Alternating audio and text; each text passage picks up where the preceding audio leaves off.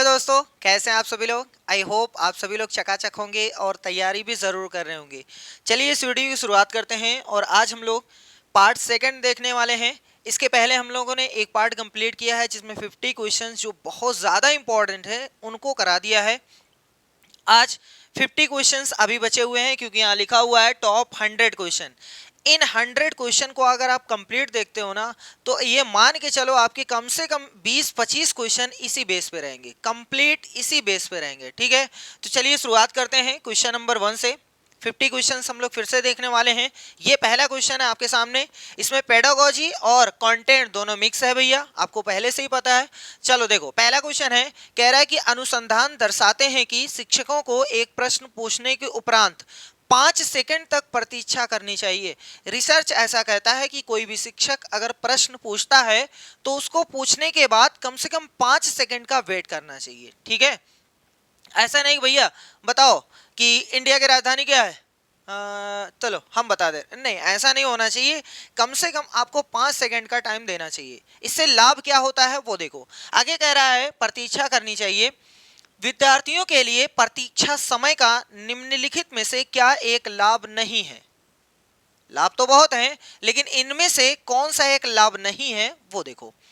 कह रहा है कि increase in the number of answer of student, विद्यार्थियों के उत्तरों की संख्या में वृद्धि होना। जैसे किसी विद्यार्थी ने एक उत्तर सोचा है तो 5 सेकंड का टाइम आप देख सकते हो अगर उसको, तो वो हो सकता है एक आध दो आंसर और सोच सके। इसका मतलब ये तो फायदा है ही है, ये तो फायदा है। वो कह रहा है कि लाभ नहीं है वो बताओ। इसका मतलब ये तो फायदा है, ये आपका आंसर नहीं होगा। आगे यहां पर विद्यार्थियों के प्रश्नों में कमी होना, lack of questions from the student. नहीं भैया, अगर आप उसको टाइम देते हो ना तो वो सोच सकता है कि सर जी ने ये क्वेश्चन पूछा है तो लाओ हम भी एक आध क्वेश्चन इसमें खुद ही जोड़ सकते हैं, या इसका आंसर ये भी हो सकता है, या इसमें कुछ और भी वो पूछ सकते थे, ऐसा वो बच्चा सोच सकता है। लेकिन वो कह रहा है कि विद्यार्थियों के प्रश्नों में कमी होगी। नहीं, कमी नहीं होगी बल्कि वो कुछ और भी प्रश्न सोच सकते हैं तो वृद्धि हो सकती है। ये तो कमी बोला है, इसका मतलब ये गलत बोला है। तो यही हमारा ऑप्शन बी वाला सही माना जाएगा इस क्वेश्चन के हिसाब से। बाकी आप पढ़ लीजिए। देखिए उपयुक्त प्रश्नों में वृद्धि, देखो यहाँ कमी बोला है यहाँ वृद्धि बोला है तो ये वाला सही है। आगे बोला है विद्यार्थियों की अनुक्रिया की लंबाई में वृद्धि होना। मतलब आपने क्वेश्चन पूछा उसके बाद उसका डायरेक्ट आंसर तो दे सकता था, लेकिन जैसे ही आपने 5-10 सेकंड का वेट किया तो उसके अनुक्रिया में थोड़ा सा टाइम और मिल जाएगा कि हाँ ठीक है अभी हम ये बताएंगे, लेकिन थोड़ा सा अगर हमें टाइम मिल जाएगा तो और हम थोड़ा सा सोच करके और बता सकते हैं। ठीक है, इसका मतलब ये भी सही है। तो ये याद होना चाहिए भैया क्या क्या लाभ हैं और नुकसान उसने पूछा था, मतलब क्या लाभ नहीं है ये आपसे पूछा गया था। तो बी वाला सही है, lack of questions from the student. ठीक, चलो नेक्स्ट क्वेश्चन पे आते हैं भैया। क्वेश्चन नंबर 2 कह रहा है निम्नलिखित कथनों को पढ़िए और सही उत्तर का चुनाव कीजिए। यहाँ वो वाला चुनाव नहीं है भैया।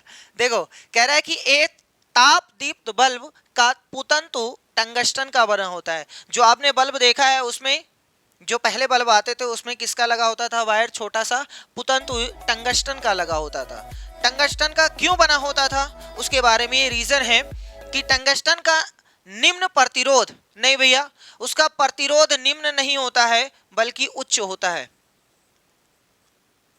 उसका जो प्रतिरोध जो होता है ना वो उच्च। अच्छा, प्रतिरोध का मतलब ये होता है कि प्रतिरोध जैसे करंट फ्लो होता है तो उसमें इलेक्ट्रॉन फ्लो होता है, तो उस इलेक्ट्रॉन की दर को धीमी करने को हम लोग प्रतिरोध बोलते हैं। यानी इलेक्ट्रॉन उसमें जाने ना दे, बहने ना दे।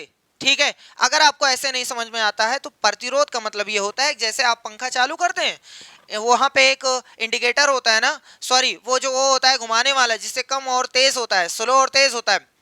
तो जब आप उसको ऐसे एक नंबर पे करते हैं तो पंखा हल्का चलता है। इसमें इसका मतलब ये हुआ कि उसका प्रतिरोध आपने ज्यादा कर दिया है, उसमें तो धारा कम प्रवाहित हो रही है। 2 नंबर पे करते हैं पंखा तेज चलने लगता है, प्रतिरोध थोड़ा सा कम हो गया, जो विरोध कर रहा था वो कम हो गया, इसका मतलब धारा थोड़ा तेज बहने लगी। जब 3 नंबर पे कर देते हैं तो प्रतिरोध और कम, धारा और तेज बहने लगती है तो पंखा और तेज चलने लगता है। और अगर 4 नंबर पे आपने कर दिया तो लगभग प्रतिरोध 0 हो जाता है और धारा बहुत तेज बहने लगती है तो पंखा बहुत तेज घर घर करके नाचने लगता है ना भैया। तो ये होता है प्रतिरोध। तो ये कह रहा है टंगस्टन का निम्न प्रतिरोध होता है, नहीं टंगस्टन का उच्च होता है। अरे भैया उच्च प्रतिरोध होता है जिससे वो धारा को बहने नहीं देता है, नहीं तो ये सब जो बल्ब वो बनते हैं ना फट फुट जाए, पता नहीं कहाँ चले जाए अगर निम्न रहेगा। एवं उच्च गलनांक होता है, ये तो सही है, उच्च गलनांक होता है ये, लेकिन इसकी वजह से ये स्टेटमेंट गलत हो गया, ये जो रीजन है ना ये गलत हो गया। ये तो सही है, ये वाला गलत है। कह रहा है ए सही है और आर गलत है, इसका मतलब यही वाला आपका सही है। ठीक है, समझ में आया। चलो नेक्स्ट क्वेश्चन की ओर बढ़ते हैं। क्वेश्चन नंबर 3, निम्नलिखित में से कौन सा कथन ताप के चालन के बारे में सही नहीं है? Which of the following statement is not true regarding conduction of heat? Heat का जो ट्रांसफर होता है, हीट जो चलती है वो कितने फॉर्म में चलती है? वो चालन के फॉर्म में चलती है। एक होता है चालन, दूसरा होता है सम्मोहन और तीसरा होता है विकिरण। अगर ठोस में चल रही है तो चालन के माध्यम से चल रही है, जैसे यहाँ से ऐसे धीरे धीरे यहाँ पे आप टार चलाओगे, सॉरी यहाँ पे मोमबत्ती जलाओगे तो ये गर्म होगी, धीरे धीरे जो ऊष्मा है वो आगे बढ़ेगी। जल और वायु में संवहन के द्वारा चलती है, और अगर कोई माध्यम नहीं है, ठोस द्रव गैस ये सब नहीं है, तो बिना माध्यम के विकिरण के द्वारा चलती है। जैसे सूरज से हमें ऊर्जा मिलती है, हमें जो थोड़ा सा गर्मी महसूस होती है वो कैसे आती है भैया, वहां से ऊष्मा कैसे आ जाती है? तो वहां पे तो कोई माध्यम है नहीं, वहां तो निर्वात है, तो वहां हमें विकिरण के माध्यम से प्राप्त होती है। अब देखो ये कह रहा है कि चालन के बारे में सही नहीं है, ये आपको बताना है कौन सा। कह रहे conduction doesn't take place in gases, गैसों में चालन नहीं होता है। अरे भैया किसने कह दिया कि गैसों में चालन नहीं होता है? गैसों में चालन होता है, सम्मोहन के द्वारा होता है। ठीक है, जैसे गैस को गर्म करोगे तो गर्म गैस ऊपर जाएगी, ठंडी नीचे आएगी, फिर वो गर्म होगी ऊपर चली जाएगी, फिर ठंडी नीचे आ जाएगी, इस तरीके से चलता रहता है। ये कह रहा है गैसों में चालन नहीं होता है। होता है भैया, गलत आप कह रहे हो, तो कह रहा है गलत वाला ही बताओ, इसका मतलब option A is the right answer. अगर आप इसमें देखोगे तो कह रहा है कि सभी पदार्थ यानी सामग्रियां ऊष्मा को स्वयं से समान प्रकार से प्रवाहित होने की अनुमति नहीं देती। सही बात है, लकड़ी अपने अंदर से क्रासे नहीं होने देगी, लोहा थोड़ा सा क्रास होने देगा, है ना। आयरन और जो भी है सिल्वर है, ये सारी चीजें सबकी अलग अलग दर होती है, सब एक बैग नहीं देते हैं, मतलब सब समान मात्रा में नहीं देते हैं। लकड़ी क्रासी नहीं होने देती है, कागज नहीं क्रास होने देगा, है ना। बहुत सारी चीजें, प्लास्टिक नहीं क्रॉस होने देगी, लेकिन लोहा देखोगे तो ये क्रॉस होने देगा, कहेगा अरे भैया गिरो उरो ना, नहीं टूट जाओगे भैया, तो बड़ी तकलीफ हो जाएगी, है ना। चलो भैया देखते हैं, ये सही है। द्रवों की तुलना में ठोस वस्तुओं में चालन तीव्र होता है। सही बात है ये भी, द्रवों की तुलना में ठोस वस्तुओं में चालन तीव्र होता है। देखो जिसके अणु नजदीक नजदीक रहेंगे, जिसके अणु पास पास रहेंगे, उसमें जो चालन होगा वो तेजी से होगा। सही है, क्योंकि हीट जो चलती है ना भैया, ट्रांसफर जो होती है ना, वो एक अणु पाएगा दूसरे को ट्रांसफर करेगा। अब दूसरा वाला जितनी नजदीक रहेगा उतनी जल्दी दूसरे को देगा, और जो दूसरा वाला बहुत दूर है तो इसको ले जाने में टाइम लगेगा। इसीलिए याद रखना है कि ठोस में सबसे तेज चलती है, गैस में सबसे स्लो चलती है, और द्रव में बीच में चलती है। सही है, जितना उनका घनत्व रहेगा उस हिसाब से चलती है। आगे बोला है ऊष्मा के प्रवाह के लिए दो वस्तुओं को एक दूसरे के संपर्क में होना चाहिए। अरे जैसे बीरबल की खिचड़ी तो बन नहीं रही है भैया कि इतनी ऊपर लगा दो और नीचे से आग जला दो, संपर्क हो ही नहीं रहे, तो कहाँ से ऊष्मा वो होगी? इसका मतलब ये भी सही है। चलिए नेक्स्ट क्वेश्चन की ओर बढ़ते हैं। कह रहा है विज्ञान कक्षा में अपसारी प्रश्नों का उद्देश्य हो सकता है। The purpose of divergent question in science classroom can be. अपसारी का मतलब होता है फैलाना, फैलने वाला प्रश्न, यानी एक क्वेश्चन करो बहुत ज्यादा उसके उत्तर आ सकते हैं, उसको अपसार बोलते हैं। एक होता है अभिसरित यानी डाइवर्जेंट, कन्वर्जेंट, यानी कोई भी क्वेश्चन करो उसका एक ही आंसर, उसको हम लोग कन्वर्जेंट बोलते हैं। लेकिन ये तो डाइवर्जेंट का क्वेश्चन है। कह रहा the purpose of divergent question in science classroom can be, विज्ञान कक्षा में अपसारी प्रश्नों का उद्देश्य हो सकता है। पहला देखो, पहला टू प्रमोट क्रिटिकल थिंकिंग, आलोचनात्मक चिंतन को प्रोत्साहन यानी बढ़ावा देना। सही है, क्रिटिकल थिंकिंग से आती है कि भैया हमने एक क्वेश्चन किया, आप तरह तरह का आंसर सोचो, तो आप सोचने में माहिर हो जाओगे, क्रिटिकल थिंकिंग आपकी अच्छी हो जाएगी। इसका मतलब ये उद्देश्य हो सकता है। दूसरा, विद्यार्थियों के बीच भेद करने का, ये भी सही है कि अगर हमने एक क्वेश्चन किया, दो चार लोग वहां बैठे हैं, सबका अलग अलग आंसर आएगा और जिस हिसाब से लोग सोचेंगे वो अपने माइंड के हिसाब से सोचेंगे, तो हम पता कर पाएंगे अच्छा ये बच्चा तेज है, ये बच्चा थोड़ा सा स्लो है, क्योंकि ये बहुत अच्छी चीजें सोच चुका है, ये थोड़ा सा स्लो है ना। ये भी हम कर सकते हैं। आगे, संचार विकसित करने में संप्रेषण नहीं है, ऐसा कुछ नहीं है भैया, इससे कुछ नहीं होता है, संप्रेषण का इससे कोई ताल्लुक नहीं है। प्रतिभाशाली विद्यार्थियों की पहचान करने का, सही बात है कि अगर हमने एक प्रश्न कर दिया, उसके दो चार आंसर आ रहे हैं, तो जिसका आंसर सबसे अच्छा है उसको हम मान सकते हैं कि हाँ ये प्रतिभाशाली है, तो ये भी है सही। आगे बोला है वैकल्पिक अवधारणाओं की पहचान करने का, टू आइडेंटिफाई अल्टरनेट कॉन्सेप्शन, सही बात है। जैसे हमें कोई क्वेश्चन आ तो रहा है, लेकिन हमने किसी और से पूछा या तीन चार बच्चे बैठे उनसे पूछा, तो हो सकता है हमें ऐसा आंसर मिल जाए जो हमें नहीं पता रहेगा, इसका मतलब ये भी सही है। विज्ञान में व्यक्तिनिष्ठता को स्वीकारने का, नहीं भैया व्यक्तिनिष्ठता नहीं है, सब्जेक्टिविटी की बात नहीं होती है। तो कौन सा सही है? ए है, बी है, डी ही, E. A B D E कौन सा सही है भैया? कहाँ है ए बी डी ई?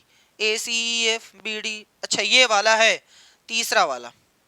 ठीक है, समझ में आ गया। चलिए नेक्स्ट क्वेश्चन पे, क्वेश्चन नंबर 5। चींटी के दंश में यानी डंक में निम्नलिखित में से कौन सा अम्ल होता है? सबको पता है फार्मिक एसिड होता है, याद कर लेना है, ये चारों याद कर लो भैया।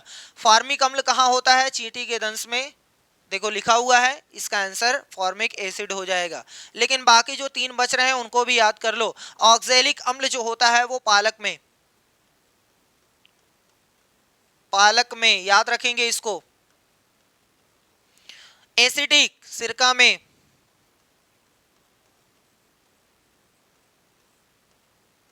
सिरका में पाया जाता है। एस्कॉर्बिक एसिड यानी विटामिन सी, तो आंवले में। ये एकदम सेम टू सेम वही लिख रहे हैं जो एनसीईआरटी ने बताया है, ठीक है। आंवले में, सिट्रस फल में,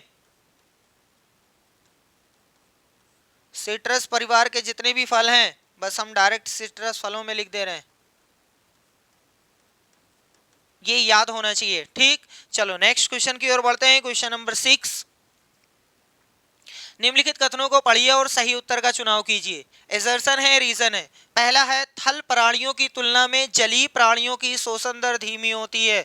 यहाँ क्या लिखा है? धीमी नहीं भैया, देखो श्वसन दर का मतलब होता है एक सेकंड में या एक मिनट में या एक लिमिटेड टाइम में जितनी हम सांस लेते हैं, जितनी बार सांस लेते हैं और श्वसन क्रिया करते हैं उसको बोलते हैं श्वसन दर। मान लेते हैं टाइम एक मिनट है, तो एक मिनट में अगर हम श्वसन की क्रिया 17, 18, 19 बार करते हैं तो हमारी श्वसन दर 17, 18 जो भी है वो रहेगी। वैसे एक वयस्क आदमी, एक स्वस्थ आदमी एक मिनट में 16 से 20 के बीच में, 16, 17, 18 जो भी है इतनी बार श्वसन क्रिया करता है। अगर हमें ऑक्सीजन नहीं मिल रही है, हमने लिया ऑक्सीजन थोड़ा कम गई, इसका मतलब यहाँ पर ऑक्सीजन कम है, तो हम अपनी दर को जो है ना वो तेज करनी पड़ेगी। हमें एक मिनट में 17 बार नहीं 27 बार हो सकता है सांस अंदर बाहर करनी पड़े, क्योंकि ऑक्सीजन की मात्रा जो है हमारे अंदर कम जा रही है, तो उसकी पूर्ति करने के लिए अपनी श्वसन दर को बढ़ाना पड़ेगा, तभी तो हम जीवित रह पाएंगे। नहीं तो जितनी ऑक्सीजन की हमारी बॉडी में जरूरत है उतनी पहुंच नहीं पाएगी, तो हम टें हो जाएंगे भैया, है ना, सही है ना। अब ध्यान से सुनना, ये कह रहा है कि थल प्राणियों की तुलना में जलीय प्राणियों की श्वसन दर धीमी होती है। जो जल में रहते हैं उनकी श्वसन दर कह रहा है धीमी होती है, नहीं भैया। जल में जो जंतु या प्राणी जो रहते हैं वहां पर ऑक्सीजन कहाँ से पाते हैं? जल में जो घुलनशील ऑक्सीजन है वही वो लोग लेते हैं, तो जल में बहुत कम ऑक्सीजन पाई जाती है, वो ऑक्सीजन से वो लोग अपनी पूर्ति करते हैं।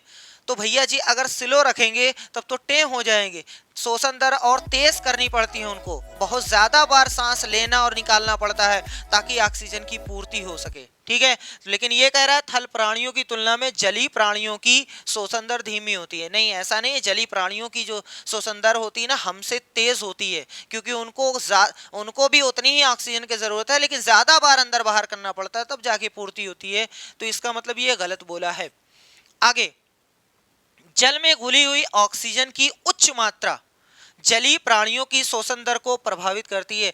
अभी हमने बताया कि जल में जो घुलनशील ऑक्सीजन है वो कम है भैया, कम होने की वजह से वो लोग की पूर्ति नहीं हो पा रही है, तभी कई बार ऐसे ऐसे करते होंगे, है ना, तभी तो अंदर बाहर आती होगी, है ना। इसका मतलब यहाँ पर उच्च मात्रा नहीं है, ऑक्सीजन उच्च मात्रा में होती तब तो एक बार ऐसे लेते आराम से 2-3 सेकंड ऐसा हो सकता था, लेकिन ऐसा नहीं है, उच्च मात्रा नहीं है, निम्न मात्रा है, इसलिए ये भी गलत है।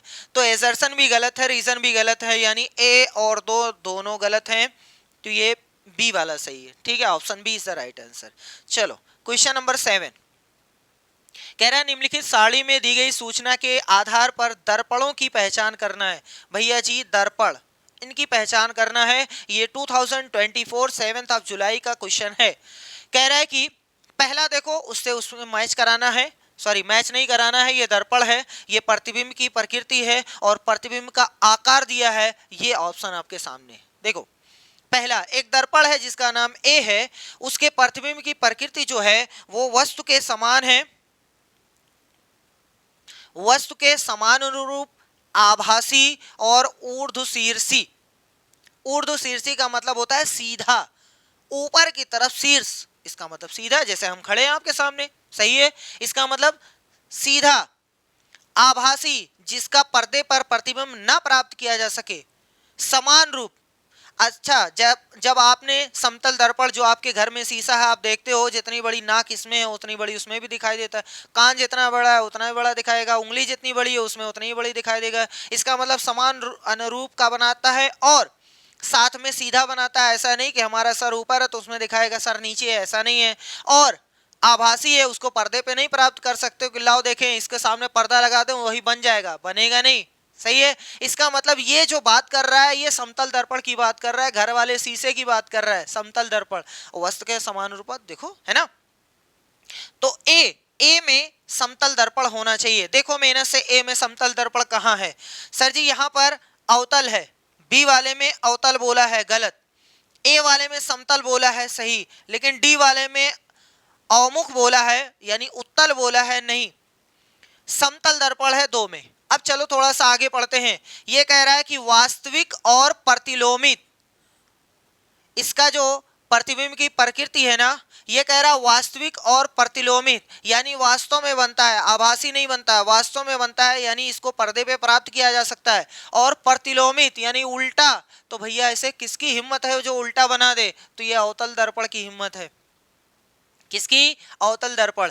समतल दर्पण उत्तल दर्पण ये दोनों सीधे बनाते हैं, लेकिन उल्टा कौन बनाता है, ये तो अवतल दर्पण है। तो उधर देखने की जरूरत ही नहीं है, ठोको अवतल दर्पण, बस काम खत्म। चलो देखते हैं, ये बोल रहा है अवतल और ये सी वाला क्या बोल रहा है, अवमुख। नहीं भैया उत्तल नहीं है, तो बस बात खत्म, यहीं से काम खत्म हो गया। ठीक है, इतना याद रखेंगे दर्पण के बारे में। पहला दर्पण समतल दर्पण बराबर बनाता है, सीधा बनाता है, आभासी बनाता है। उत्तल दर्पण छोटा बनाता है, छोटा बनाता है, ठीक है। उत्तल दर्पण जो कार और के शीशे में पीछे देखने के लिए लगा रहता है, और सीधा बनाता है, ठीक है, छोटा बनाता है, वो भी आभासी बनाता है। लेकिन अवतल दर्पण में छोटा भी बनता है, बड़ा भी बनता है, आभासी भी बनता है, वास्तविक भी बनता है, ये भी याद रखेंगे, ठीक है। चलो भैया ये हो गया। नेक्स्ट क्वेश्चन नंबर 8,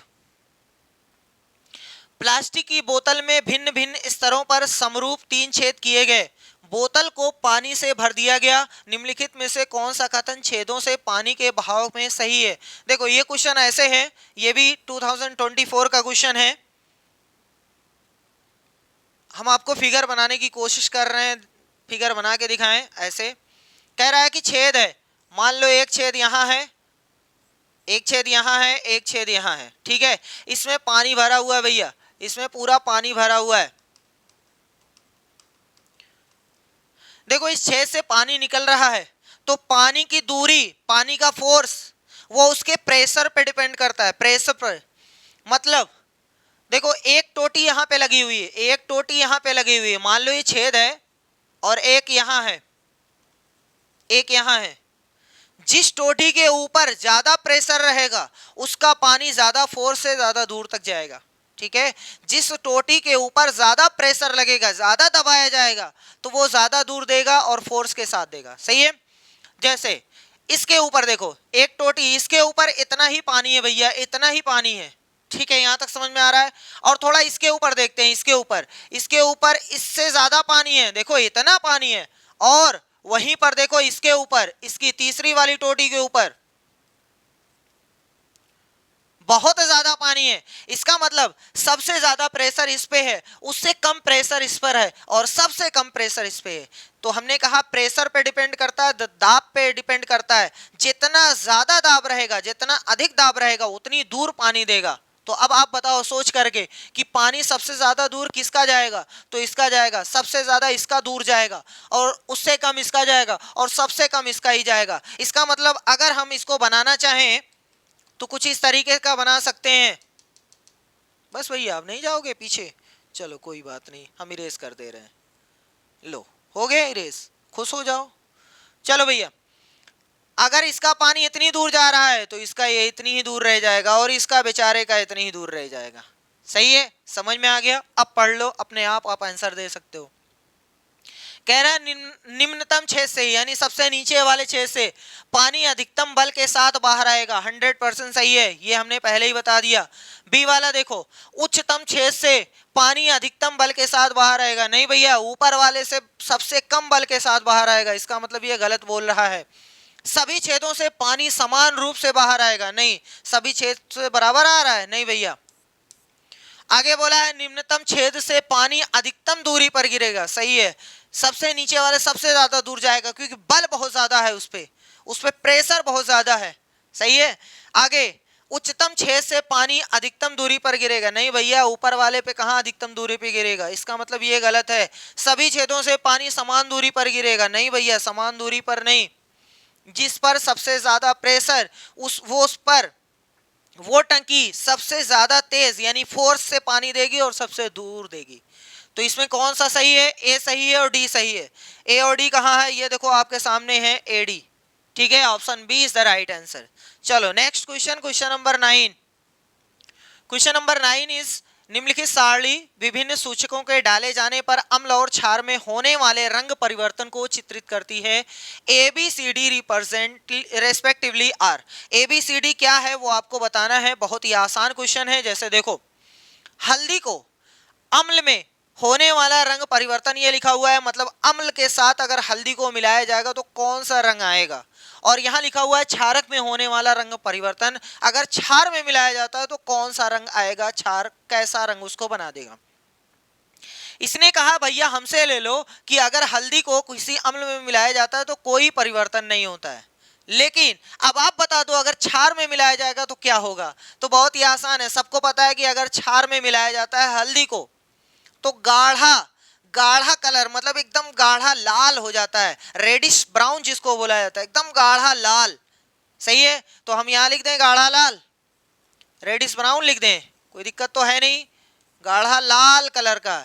इसीलिए आपको सलाह दी जाती है कि कभी आप ऐसा ना करिएगा कि आपके हल्दी का कलर लगा हो शर्ट पे, मान लेते हैं व्हाइट शर्ट है, मेहनत से आपने उसमें हल्दी लगा दिया, ऐसे पंजे पे हल्दी मार दिया, उसके बाद एक काम करना मेहनत से, बस साबुन उठाना और जल्दी से उसको रगड़ करके साफ कर देना।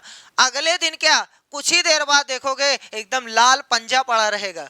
क्यों ऐसा हुआ, क्योंकि हल्दी एक सूचक है और आपने साबुन लगाया इसका मतलब वो क्षारीय है, आपने मिला दिया तो कौन सा रंग आ जाएगा, रेडिश ब्राउन रंग आ जाएगा भैया, एकदम गाढ़ा लाल हो जाएगा। अगर ट्राई करना होगा तो कर लीजिएगा, व्हाइट शर्ट लीजिएगा, ऐसे हल्दी लीजिएगा, मारिएगा छप से, उसके बाद साबुन से धुल दीजिएगा, देखिए एकदम लाल लाल कलर निकलेगा। सही है, तो ये हो गया। देख लो रेडिश ब्राउन किसमें होगा भैया, रक्ताभ भूरा जिसको बोलते हैं, इसमें रक्ताभ भूरा है, इसमें पीला है, रक्ताभ भूरा है, इसमें ऑरेंज है। नहीं भैया, ये तो गलत है, पीला गलत है, पीला गलत है। अब आगे सुनो, चाइना रोज जिसको हम लोग गुड़हल बोलते हैं, गुड़हल को अगर अम्ल में मिलाया जाता है तो गुलाबी रंग आता है। कौन सा रंग, गुलाबी रंग। लेकिन अगर वही क्षार में मिलाया जाता है तो भैया हरा हो जाता है। कौन सा कलर हो जाता है, हरा, एकदम हरा हरा कलर देगा। कभी मिला के देख लीजिएगा, साबुन और गुड़हल मिला के देख लीजिए, अगर हरा कलर देगा इसका मतलब ये हुआ गया कि इसमें हरा रहेगा। ये बोल रहा है गुलाबी, नहीं भैया गुलाबी नहीं, तो हमारा ऑप्शन सी वाला सही हो गया। रक्ताब हरा। ठीक है, आगे सुनो। अगर फिनाप्थलीन को अम्ल में मिलाया जाता है तो कोई कलर नहीं देगा, रंगहीन हो जाएगा भैया, एकदम रंगहीन हो जाएगा, रंगहीन। और बाकी उसमें मिलाया गया तो उसमें खुद ही बता रहा है गुलाबी। यहां पर आ जाओ, मेथिल ऑरेंज को अगर अम्ल में मिलाया जाता है तो ऑरेंज कलर देता है, नारंगी कलर देता है, ऑरेंज नारंगी कलर देता है, याद रखिएगा भैया। और बाकी अच्छा उसमें तो गुलाबी बता ही रहा है, तो देख लो रंगहीन नारंगी, देख लो रंगहीन नारंगी। सही है, समझ में आया। तो ये प्राकृतिक सूचक हैं और कुछ मानव निर्मित सूचक हैं, है ना, रासायनिक सूचक हैं। चलो भैया, क्वेश्चन नंबर 10। नीचे दिए गए कथनों को पढ़िए और सही उत्तर का चुनाव कीजिए। कह रहा है कि प्रकाश संश्लेषण जो है, प्रकाश संश्लेषण ऊष्माशोषी अभिक्रिया है। Photosynthesis is endothermic reaction. हाँ भैया, सही बात है।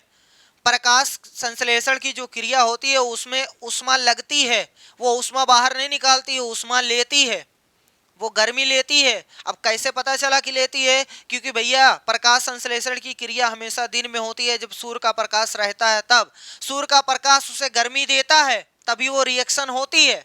तो इसका मतलब उसको गर्मी चाहिए। अब ये ना कल से आग जला के उसको दे देना, ऐसा नहीं है, वो सूर्य के प्रकाश वाली ही गर्मी चाहिए उसको। ठीक है, यानी प्रकाश संश्लेषण ऊष्माशोषी अभिक्रिया है, ये सही बात है। शोषण ऊष्माक्षेपी अभिक्रिया है।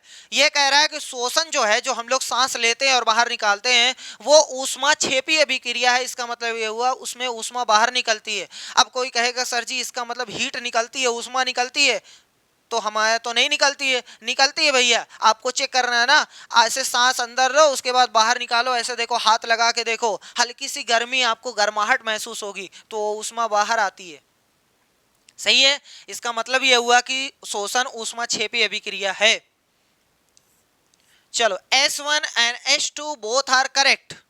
It means option A is S1 is right and S2 is wrong. नहीं भैया, ये गलत है। S1 गलत है और S2 सही है। नहीं, S1 और S2 दोनों सही है, ऑप्शन सी सही है।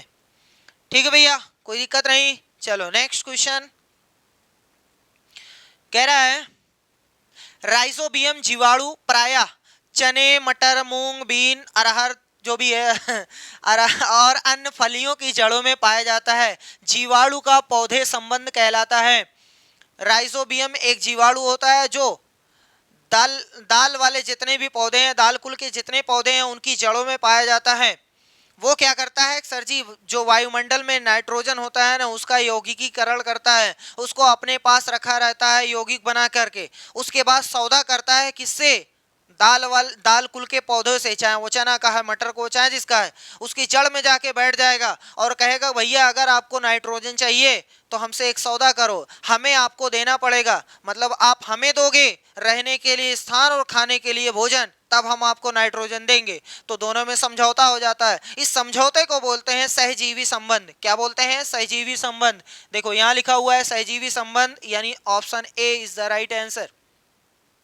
समझ में आया भैया? कोई दिक्कत तो नहीं है? बहुत अच्छे। वैसे परजीवी, परपोषित, कीटाहारी, सबको पता है कीटाहारी क्या होता है। अरे नेपेंथीस का पौधा आपने सुना है, जो कीट को खाते हैं, वो कीटाहारी संबंध है। अरे नेपेंथीस भैया मेघालय में, भारत में मेघालय में पाया जाता है। वो गधावा जो है ना, वो मेढक उड़क खा जाता है, चूहा हुआ खा जाता है, बहुत तगड़ा आदमी। अच्छा वो खाता क्यों है? वो ऐसा पौधा है जिसको नाइट्रोजन चाहिए, नाइट्रोजन, वो नाइट्रोजन की पूर्ति के लिए उन लोगों को खाते हैं, कीड़े मकोड़ों को खाते हैं। सही है। परजीवी, परजीवी एक ऐसा संबंध होता है जो आप ही के ऊपर रहेंगे, आप ही को नुकसान भी पहुंचाते रहेंगे, ऐसे संबंध को परजीवी संबंध कहते हैं। परपोषित यानी कुछ ऐसे होते हैं जो अपना खाना खुद नहीं बनाते हैं, जैसे हम लोग खुद नहीं बनाते, भोजन किसी दूसरे से लेते हैं। अरे भैया हम ये ना कहना कि लाओ हम बना, क्लोरोफिल वाले भोजन बनाते हैं, वो भोजन की बात हो रही है। ये नहीं कि सर जी हम भोजन बनाते हैं, लाओ इधर उधर कर देते हैं, वो वाला भोजन नहीं। आप अपना भोजन खुद नहीं बना पाते हो, आप अपने भोजन के लिए या तो जंतुओं या तो पौधों पर निर्भर हो, जब वो खाना बनाते तभी मिलता है ना। अब कोई कहेगा सर जी हम तो सब्जी खाते हैं, अरे सब्जी वो लोग पौधे है ना, वो लोग अपना भोजन बनाए तो उन्हीं पर तो आप निर्भर हो। सही है, समझ में आ गया। चलो नेक्स्ट क्वेश्चन नंबर 12। निम्नलिखित में से कौन से कथन वर्षा जल संरक्षण के बारे में सही है? 2024 का क्वेश्चन है।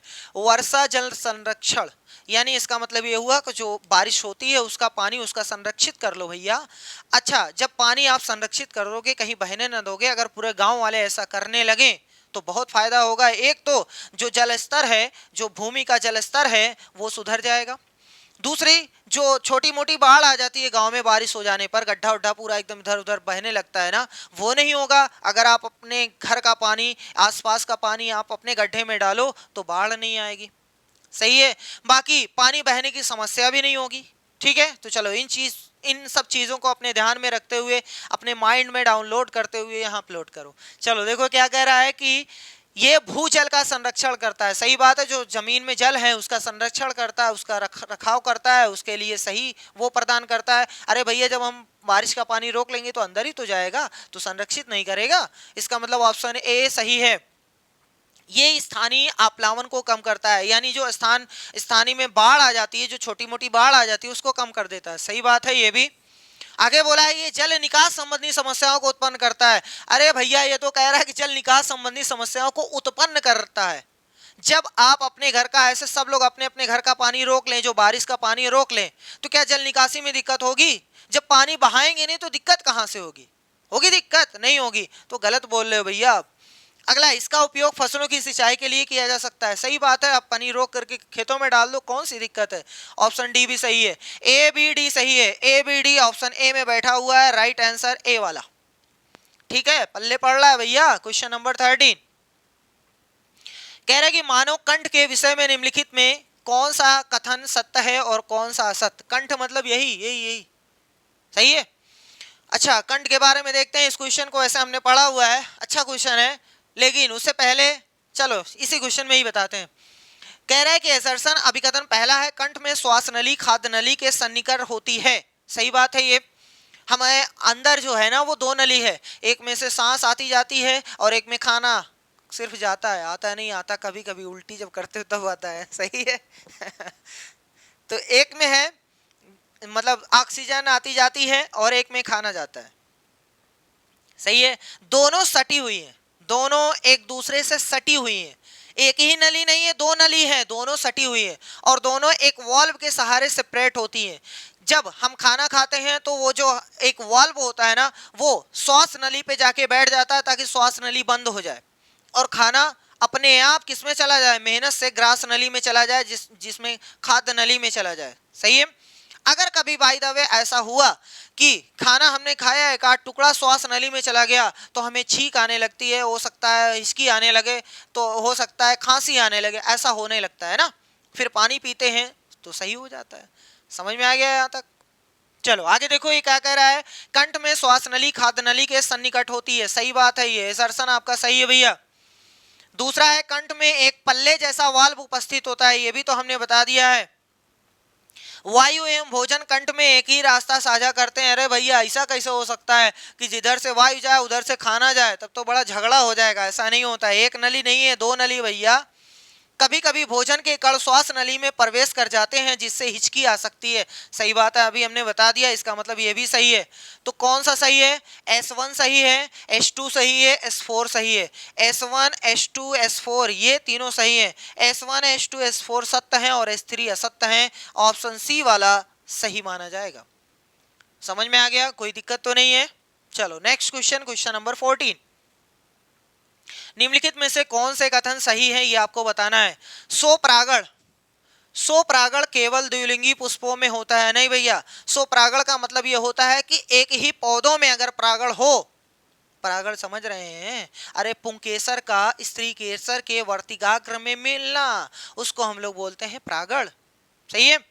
तो भैया स्वपरागण एक ही पौधों में अलग अलग पौधा नहीं है, एक ही पौधे में अगर परागण की क्रिया हो रही है तो उसको बोलते हैं स्वपरागण। जैसे मान लेते हैं कि एक छोटा सा ऐसे पौधा है और पौधे में एक पुष्प यहाँ निकला है और एक पुष्प यहाँ निकला है। एक ही पौधा है, पौधा ए हमने जिसको बोल दिया है।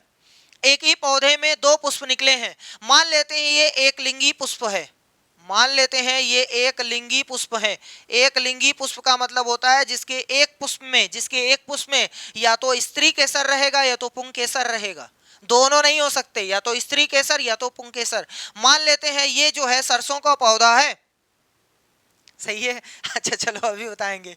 चलो मान लेते हैं किसी चीज का पौधा है और इस वाले पुष्प में पुंकेसर है और इस वाले पुष्प में स्त्री केसर है। सपोज करते हैं कि ये स्त्री केसर है, तो भैया जी इसका पुंकेसर इसके स्त्री केसर में जा सकता है, आराम से फ्लाइट हो जाएगी इसकी। तो जब फ्लाइट हो गई तो परागण की क्रिया हो गई, और परागण की क्रिया अगर एक ही पौधे के अंदर हो रही है तो उसको क्या बोलते हैं? परागण बोलते हैं। और सो परागण उसको बोलेंगे। समझ में आ गया? ये सो परागण है क्योंकि एक ही पौधे के अंदर हो रहा है तो उसको सो परागण बोलते हैं।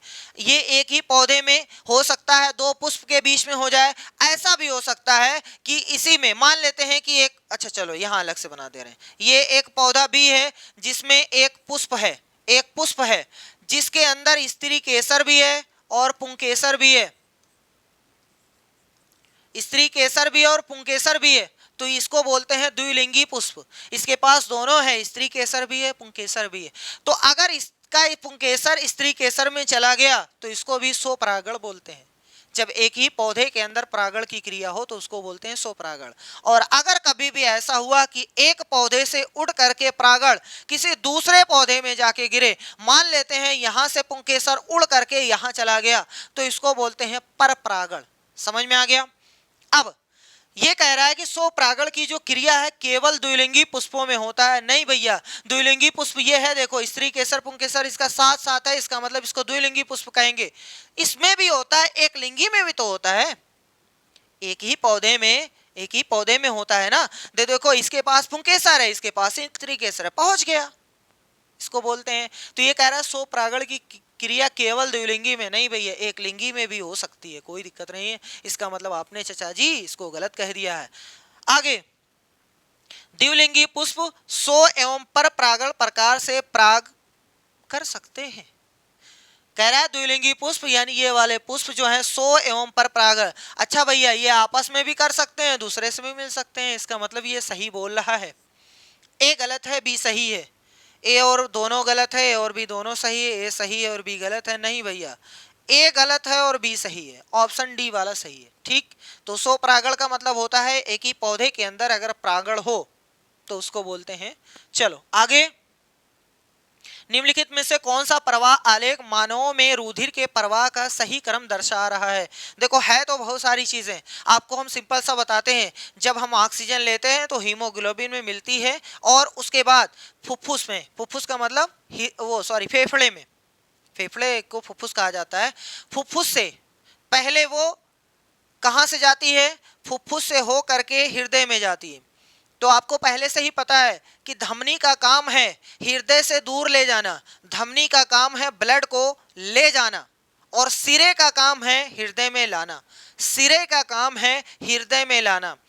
तो जो फुफ्फुस से यानी फेफड़े से ब्लड जो है पहले जाएगा हृदय में, तो हृदय में जा रहा है, इसका मतलब सिरे का काम है, फुफ्फुस सिरा ले जाएगा।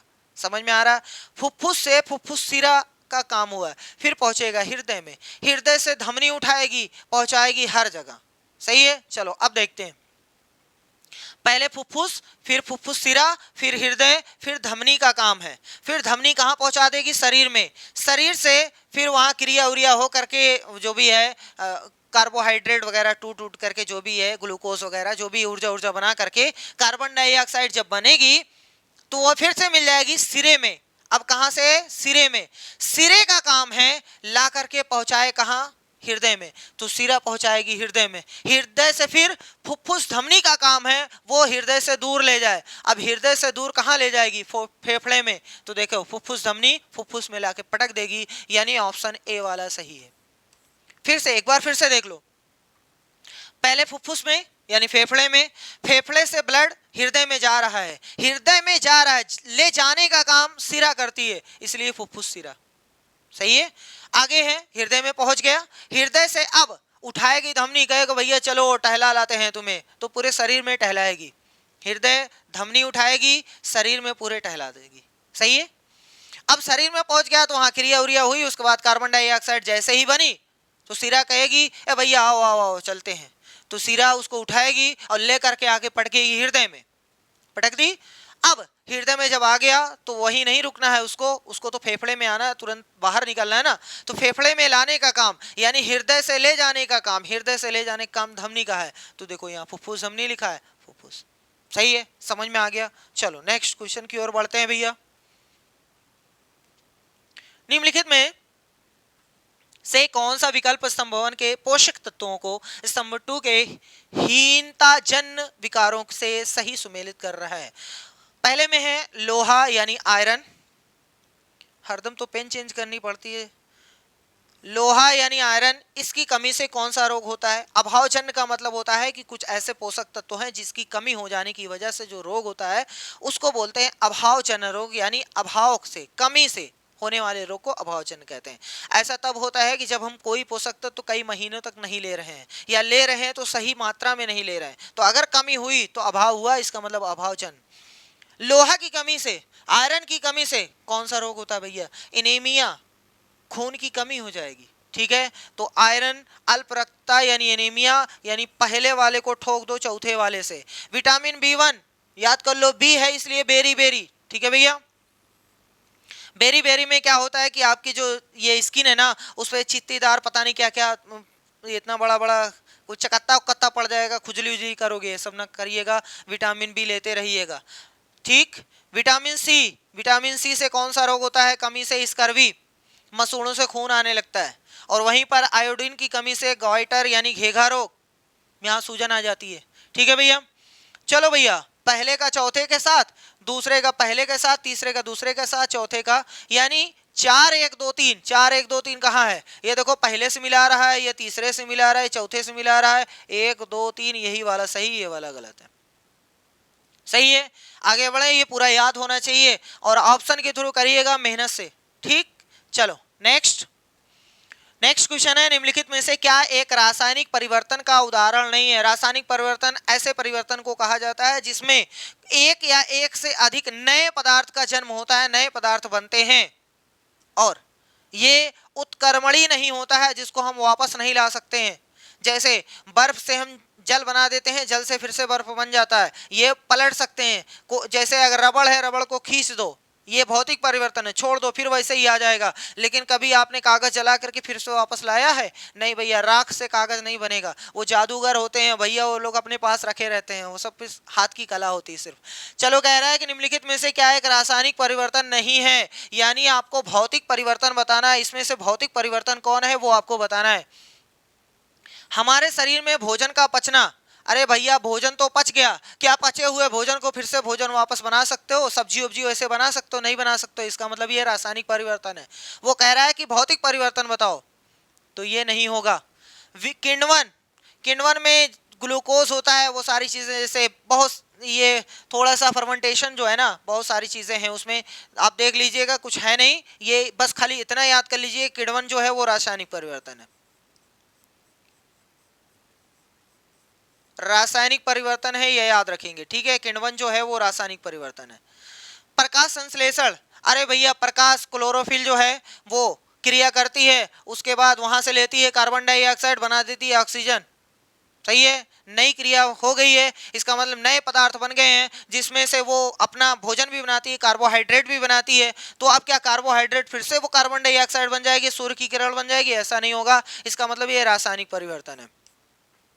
ये सबसे इंपॉर्टेंट है, याद कर लेंगे। क्रिस्टलीकरण, ये है भौतिक परिवर्तन, ये सबसे ज्यादा इंपॉर्टेंट है, याद रखिएगा। भौतिक परिवर्तन में है ये क्रिस्टलीकरण। क्रिस्टलीकरण का मतलब होता है किसी तरल पदार्थ से क्रिस्टल निकालना, उसको बोलते हैं क्रिस्टलीकरण। जैसे आप नमक और वो मिला दो, नमक और पानी मिला दो, फिर से उस पानी को यानी उस विलयन को ले जाओ छत पे फैला दो, देखोगे पानी उड़ जाएगा, मतलब एक आध 2 घंटे बाद देखोगे वहां पे छोटा छोटा क्रिस्टल रहेगा, तो उसको बोलते हैं क्रिस्टलीकरण। समझ में आ रहा है?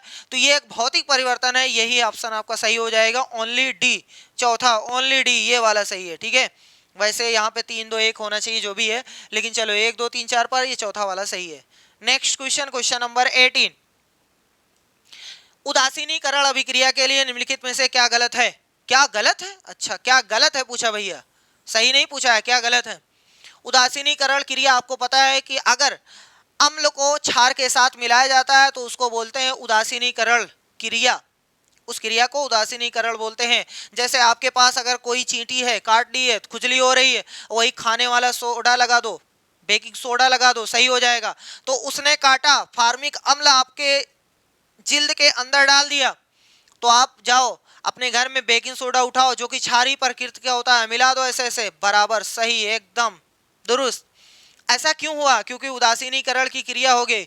उदासीनीकरण की क्रिया जो होती है ना, वो एक ऊष्माक्षेपी अभिक्रिया है जिसमें हल्की सी ऊष्मा निकलती है, ठीक है, ये भी याद रखेंगे। दूसरा, उसमें जल बनता है और लवण भी बनते हैं, उसमें जल बनता है और लवण भी बनते हैं। चलो अब इस इतनी इंफॉर्मेशन के साथ इसको देखते हैं। कह रहा है कि ये एक अम्ल और एक क्षार के बीच की अभिक्रिया है, यही तो बताएं, अम्ल और क्षार मिलते हैं तो उदासीनीकरण की क्रिया होती है। इस अभिक्रिया में एक नया पदार्थ लवण बनता है, सही बात है, एक नया पदार्थ भी बनता है, लवण भी बनता है, जल भी बनते हैं। चलो आगे, निर्मित लवण प्रकृति में केवल अम्लीय अथवा क्षारीय होते हैं। नहीं भैया, जो लवण बनेगा ना उसकी प्रकृति निर्भर ही नहीं है, वो कुछ भी हो सकता है, अम्लीय भी हो सकता है, क्षारीय भी हो सकता है, दोनों भी हो सकता है, कुछ भी हो सकता है, मतलब उदासीन भी हो सकता है। उसकी ये कह रहा है कि केवल अम्लीय अथवा क्षारीय होता है, नहीं, वो उदासीन भी हो सकता है। वो जो लवण बना है ना, वो अम्लीय भी हो सकता है, क्षारीय भी हो सकता है, उदासीन भी हो सकता है। तो ये आप गलत बोल रहे हो, केवल नहीं हो सकता। अभिक्रिया में ऊष्मा सर्वदा अवशोषित होती है, नहीं भैया, ऊष्मा क्षेपी है, ऊष्मा बाहर निकालती है। जब एसिड और बेस को मिलाओगे ना तो हमेशा ऊष्मा बाहर निकलती है। ये कह रहा अवशोषित होती है, नहीं भैया, अवशोषित नहीं होती है, गलत बोल रहे हो आप। पहला और दूसरा सही है, ए और बी सही है, ये देखो आपके ऑप्शन ए में सही है, ऑप्शन ए में, ठीक है। इतना इंफॉर्मेशन आपको याद होना चाहिए। चलो क्वेश्चन नंबर 19 कह रहा है कि जब सल्फर ऑक्सीजन के से अभिक्रिया करता है तब एक गैस ए बनती है। अरे भैया, एक गैस, उसको क्या कह रहे हो? ए बराबर सल्फर डाइऑक्साइड, और क्या, दुनिया को पता है, इसमें क्या आप छुपा रहे हो भैया? Sulphur dioxide. जब सल्फर ऑक्सीजन के साथ अभिक्रिया करता है तो सल्फर डाइऑक्साइड बनती है। अगर सल्फर डाइऑक्साइड को, फिर से सुनो ध्यान से, अगर सल्फर डाइऑक्साइड को जल में घोला जाएगा तो सल्फ्यूरस एसिड बनता है। क्या बनता है? Sulphurous acid. लेकिन अगर वही सल्फर डाइऑक्साइड वायु में छोड़ दिया जाए, मतलब ऐसे वायुमंडल वाली वायु में छोड़ दिया जाए, तो बन जाएगा सल्फ्यूरिक एसिड। फिर से सुन लो, सल्फर, जैसे कोई भट्टी उट्टी जल रही है, कोई फैक्ट्री वैक्ट्री है, वहां से सल्फर निकलता है, ऑक्सीजन के साथ क्रिया करता है तो सल्फर डाइऑक्साइड बन जाती है। लेकिन अगर जल में घुल जाएगा तो सल्फ्यूरस अम्ल बनेगा। क्या बनेगा? Sulphurous acid. और अगर वायु में घुल जाएगा तो बनेगा सल्फ्यूरिक एसिड। और वही जाकर के पानी उस पर जब पड़ता है ना, तो कौन सी वर्षा होती है? अम्लीय वर्षा बनता है, ठीक है। लेकिन हमारा क्वेश्चन देखो क्या कर रहा है, ए को जल में घोलने पर भी बनता है। ओहो, ए मतलब सल्फर डाइऑक्साइड को जल में घोलने पर, तो अभी बता दिए सल्फ्यूरस अम्ल, सल्फ्यूरस अम्ल बनता है। और आगे वैसे यहां पर देखा जा सकता है कौन सा सही है कौन सा गलत। आगे देखो, बी यानी सल्फ्यूरस अम्ल को सी लिटमस को डी कर देता है। अरे भगवान, ये क्या है? सी लिटमस को डी कर देता है, ये क्या बना है? सल्फ्यूरस अम्ल, सल्फ्यूरस अम्ल। और दुनिया को पता है एसिड जो होता है ना, एसिड ब्लू लिटमस पेपर को रेड बना देता है भैया, ब्लू लिटमस पेपर को रेड बना देता है। एसिड कैसा बनाता है? Red, acid red. देखो यहाँ पर भी डी है, यहाँ पर भी डी है, आप इसे याद कर सकते हो, नहीं तो जैसे आपको याद हो वैसे याद कर लो, कोई दिक्कत नहीं होनी चाहिए। हम फिर से पढ़ रहे हैं, जब सल्फर ऑक्सीजन से अभिक्रिया करता है तब एक गैस ए बनती है। ए इज सल्फर डाइऑक्साइड एंड ए को जल में घोलने पर, यानी सल्फर डाइऑक्साइड को जल में घोलने पर सल्फ्यूरस अम्ल बनता है।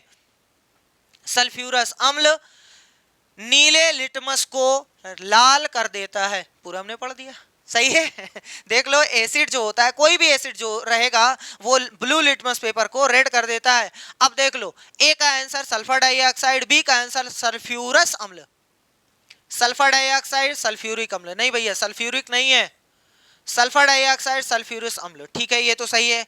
नीले को लाल कर देता है, नीले को लाल कर देता है, इसका मतलब ऑप्शन बी वाला आपका सही हो गया, ऑप्शन बी वाला सही हो गया। सल्फर डाइऑक्साइड सल्फ्यूरस अम्ल, लाल को नीला नहीं भैया, लाल को नीला नहीं, ये याद रखिएगा, ऐसा काम क्षार का होता है, अम्ल का नहीं। सल्फर डाइऑक्साइड सल्फ्यूरिक एसिड, इसलिए ये गलत है।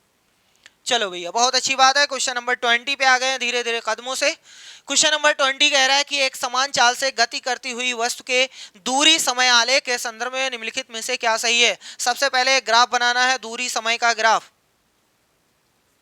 इधर है टाइम यानी समय, और इधर है डिस्टेंस, ये ऊपर की तरफ है डिस्टेंस। मान लो 1 kilometre, 2 kilometre, 3 kilometre, 4 kilometre, metre, पता नहीं क्या क्या हो, कुछ भी हो सकता है भैया। चलो ये सेकंड है, ठीक है।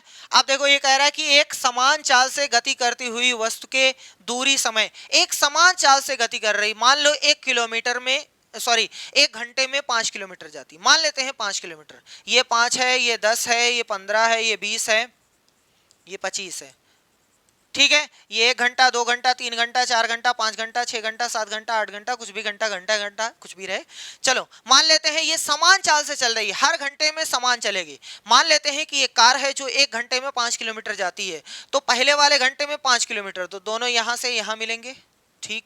आगे बढ़ो, 2 घंटे में 5 और जाएगी यानी 10 पे पहुंच जाएगी। देखो 2 पे 10, 3 पे 15, 4 पे 20, 5 पे 25, 6 पे 30, ऐसे ही। इसका मतलब ये लाइन ऐसे सीधी रहेगी, भले ही हमने हाथ से एग्जैक्ट नहीं बनाया, लेकिन ऐसे सीधी लाइन रहेगी।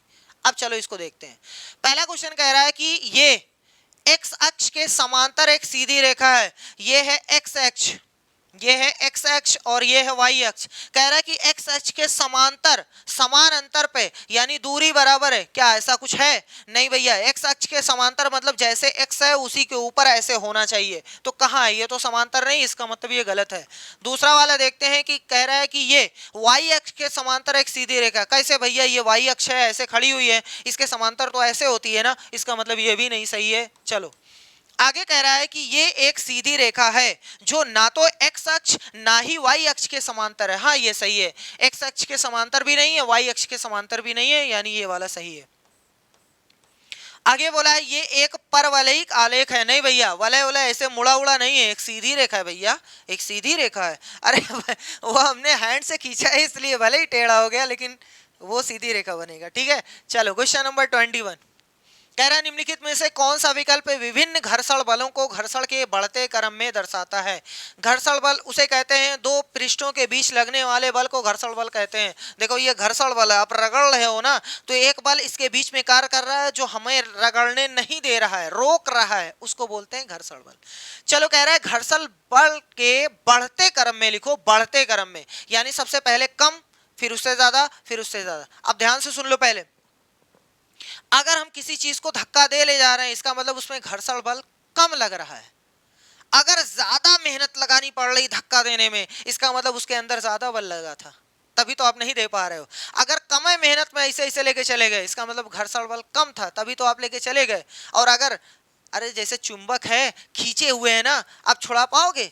नहीं छुड़ा पाओगे। और वही नहीं खींचे हुए तो छुड़ा ले जाओगे। इसका मतलब अगर घर्षण बल कम है तो चीजों को बहुत अच्छी तरीके से खिसकाया जा सकता है, लेकिन अगर घर्षण बल ज्यादा है तो नहीं खिसका पाओगे, है ना। चलो कह रहा है कि घर्षण के बढ़ते क्रम में पहले कम, फिर उससे ज्यादा, फिर उससे ज्यादा, फिर उससे ज्यादा, लास्ट में सबसे ज्यादा। स्टैटिक स्लाइडिंग रोलिंग सबसे ज्यादा स्टैटिक में होता है, मतलब स्थैतिक में होता है। अगर ऐसे रुका हुआ है तो सबसे ज्यादा इसी में लगता है भैया घर्षण बल, ये सबसे ज्यादा लगेगा। तो सबसे ज्यादा वाला नहीं, घर्षण के बढ़ते, पहले छोटा, फिर उससे बड़ा, फिर उससे बड़ा, लास्ट में दही बड़ा, यानी सबसे कम पहले होना चाहिए, ये तो सबसे ज्यादा वाला पहले दे दिए। स्लाइडिंग और रोलिंग, स्लाइडिंग का मतलब होता है जैसे कोई सिलेंडर आपके पास है और उसको ऐसे लेटा दो, ऐसे लेटा दो, उसके बाद स्लाइड करो। स्लाइड का मतलब ऐसे पकड़ लो, साइड से पकड़ लो, ऐसे खींचो या ढकेलो, घुमाना नहीं है, ऐसे खींचो या ढकेलो। देखो मेहनत लगेगी, इसका मतलब घर्षण बल ज्यादा लग रहा है। और वही सिलेंडर ऐसे गिरा करके ऐसे पैर से मारो, देखो कितनी तेज जाता है। पैर से मारने में आसानी है कि इसे खींचने में आसानी है? तो जिसमें आसानी हो उसमें घर्षण बल कम, और जिसमें ज्यादा मेहनत लग रही, घर्षण बल ज्यादा, तो बताओ स्लाइडिंग में ज्यादा है कि रोलिंग में ज्यादा है? रोल करने में ज्यादा लगेगा कि स्लाइड करने में ज्यादा लगेगा? भैया जी स्लाइड करने में ज्यादा लगेगा, रोल करने में कम लगेगा।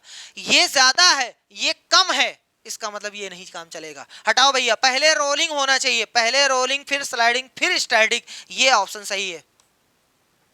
समझ में आ गया?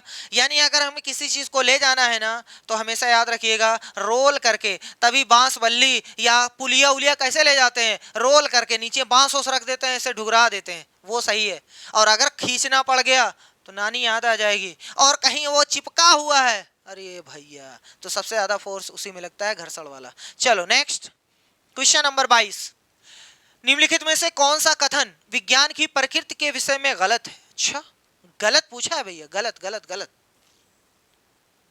कह रहा है विज्ञान के नियम स्थायी और शाश्वत सत्य हैं। सही बात है, विज्ञान के जो नियम हैं, देखो पहले सिद्धांत रहता है, बाद में नियम बनते हैं। सिद्धांत का मतलब हो जैसे मान लेते हैं कि कोई प्रयोग चल रहा है, उसको प्रयोग में लास्ट में कंक्लूजन निकला, तो वो सिद्धांत हो गया। सिद्धांत आप ऐसे आम लैंग्वेज में समझो, कुछ लोग कहते हैं जो हम कहते हैं ये हमारा सिद्धांत है भैया, ये हमारा सिद्धांत, हम सुबह उठते हैं सबसे पहले नहाते हैं फिर खाना, ये हमारा सिद्धांत है। नियम नहीं है। अगर वही सिद्धांत कई हजार लोगों पे लागू हो जाए और हमेशा के लिए सत्य हो जाए तो वो नियम बन जाता है। सही है। अब देखो विज्ञान के नियम, क्या बोला है? नियम। इसका मतलब कई लाख कई हजार लोगों पर ये सत्य है, स्थायी और शाश्वत सत्य है। सही बात है, जब कई हजार लाख लोगों पे सत्य है तो इसको सही बोला गया है। ये कह रहा है गलत, बताओ। ये तो सही है भैया, ये तो सही है, गलत नहीं है। विज्ञान एक सामाजिक उद्यम है। अरे भैया, ये एक इंटरप्राइज है। नहीं, इंटरप्राइज नहीं है भैया, गलत है। इसका मतलब यही ऑप्शन आपका सही हो जाएगा, यही वाला। और आगे आप पढ़ सकते हो, विज्ञान ज्ञान परिवर्तनशील और प्रसारशील संग्रह है। हाँ भैया, विज्ञान का कोई छोर नहीं है। पहले, आज के 200-300 साल पहले बहुत सारी चीजें नहीं पता थी, लेकिन आज पता चल गई हैं। अभी भी जहां पर आप जी रहे हो सकता है बहुत सारी चीजें आपको ना पता हो, अभी भी हो सकता है 10-12 साल बाद या 2000 साल बाद कुछ ऐसे वैज्ञानिक आए जो और चीजों बता सके, है ना। तो ये प्रसारशील है, रुका नहीं हुआ है।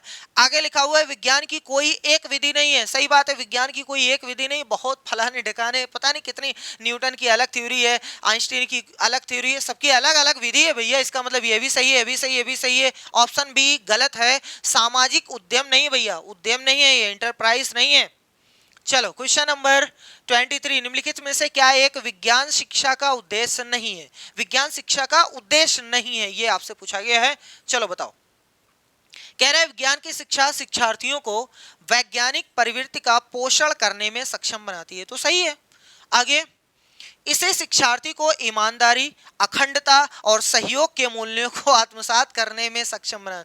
नहीं भैया, अखंडता और सहयोग, ईमानदारी ये सब नहीं सिखाती है। वो फैक्चुअल बात करती है, एक्सपीरियंस बेस्ड पर बात करती है, जो नियम है उस पर बात करती है, जो सिद्धांत है उस पर बात करती है। ये कोई ईमानदारी का पाठ नहीं पढ़ाती है। आप ईमानदार हो जाइए वो अलग बात है, लेकिन विज्ञान पढ़ने से आप ईमानदारी, ये नहीं कि जरूर ईमानदार बन जाएंगे, ऐसा कुछ नहीं है। ठीक है, तो ये गलत है, यही आपसे पूछा गया था। बाकी आप देख सकते हैं, इसे शिक्षार्थी तथ्यों को याद रखने और नियमों को कंठस्थ करने में सक्षम बनाना चाहिए। सही बात है, जैसे आप केमिस्ट्री पढ़ते हैं तो बहुत सारे रिएक्शन आपको याद करने पड़ेंगे भैया, कंठस्थ करना पड़ेगा। और आगे बोला इसे शिक्षार्थी को विज्ञान प्रक्रिया कौशलों सहित अन्य कौशलों को प्राप्त करने में सक्षम बनाना चाहिए। सही बात है, इसका मतलब ये सिर्फ बी वाला गलत है, वही आपसे पूछा गया था।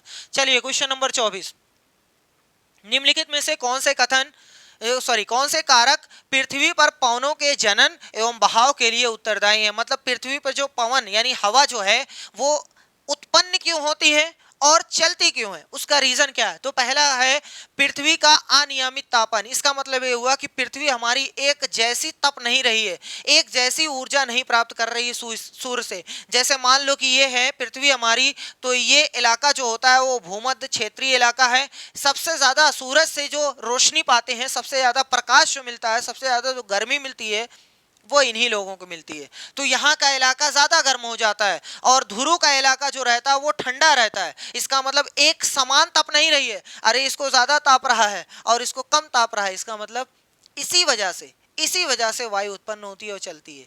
क्योंकि आपको पता है कि जहाँ गर्मी पड़ती है वहाँ वायु गर्म होती है ऊपर उठ जाती है, ठंडी की ओर भागती है, और ठंडी वाली गर्म की ओर भागती है। इसीलिए इसी की वजह से वायु का जन्म भी होता है और वायु आगे बढ़ने लगती है। तो ये सही है। आगे, महासागरों का अनियमित तापन, सही बात है। अगर जो महासागर यहाँ रहेगा वो ज्यादा तपेगा और जो महासागर यहाँ रहेगा वो कम तपेगा, तो इस वजह से फिर से वही हाल हुआ, गर्मी ठंडी, गरम ठंडा, यानी गरम वाली जो गैस है वो ऊपर उठेगी, ठंडी वाली उसकी जगह ले लेंगी। तो ये भी सही है। आगे है पृथ्वी और सूर्य के बीच की दूरी, नहीं भैया, मान लो सूर्य यहाँ है तब भी इसी को तापेगा ज्यादा, इसको कम ताप पाएगा, और सूर्य यहाँ है तब भी इसी को ज्यादा, मतलब इन दोनों की तुलना में इसको कम ताप मिलेगा, इसको ज्यादा ताप मिलेगा। तो दूरी पे कोई नियमित नहीं है, दूरी का कोई महत्व नहीं है। पृथ्वी पर गुरुत्वाकर्षण बल, नहीं भैया, पृथ्वी पे गुरुत्वाकर्षण बल के कारण हवा नहीं चलती है, वो कारण नहीं है। तो ये भी गलत है। तो आंसर हो गया ए और बी। कौन सा सही है? ए और B, option A is the right answer. Question number 25, सिद्धांत एवं नियम वैज्ञानिक ज्ञान को निरूपित करते हैं। सही बात है। देखो, सिद्धांत एवं नियम वैज्ञानिक ज्ञान को निरूपित करते हैं। पिछले वाले क्वेश्चन में आपको यही बताया गया है, इसका मतलब स्टेटमेंट ए सही है।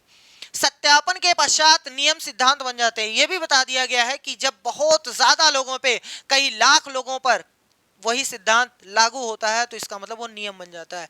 इसका मतलब ये भी सही है। ऑप्शन ए और बी दोनों सही है। असर्शन और रीजन, स्टेटमेंट दोनों सही है। तो कह रहा है ए और बी बोथ आर करेक्ट। हाँ भैया, तू ही तो हो। वाह भैया, पहले कहीं नहीं आया। चलो नेक्स्ट क्वेश्चन, क्वेश्चन नंबर 26। कह रहे कि एनसीएफ 2005 के अनुसार उच्च प्राथमिक स्तर के विज्ञान की पाठ्यचर्या में निम्नलिखित में से कौन सा अनुशंसित है, यानी कौन सा रिकमेंडेड है, ये आपको बताना है। देखो, कह रहा है कि अवधारणाओं को रोजमर्रा के अनुभव की समझ बनाने से जोड़ा जाना चाहिए।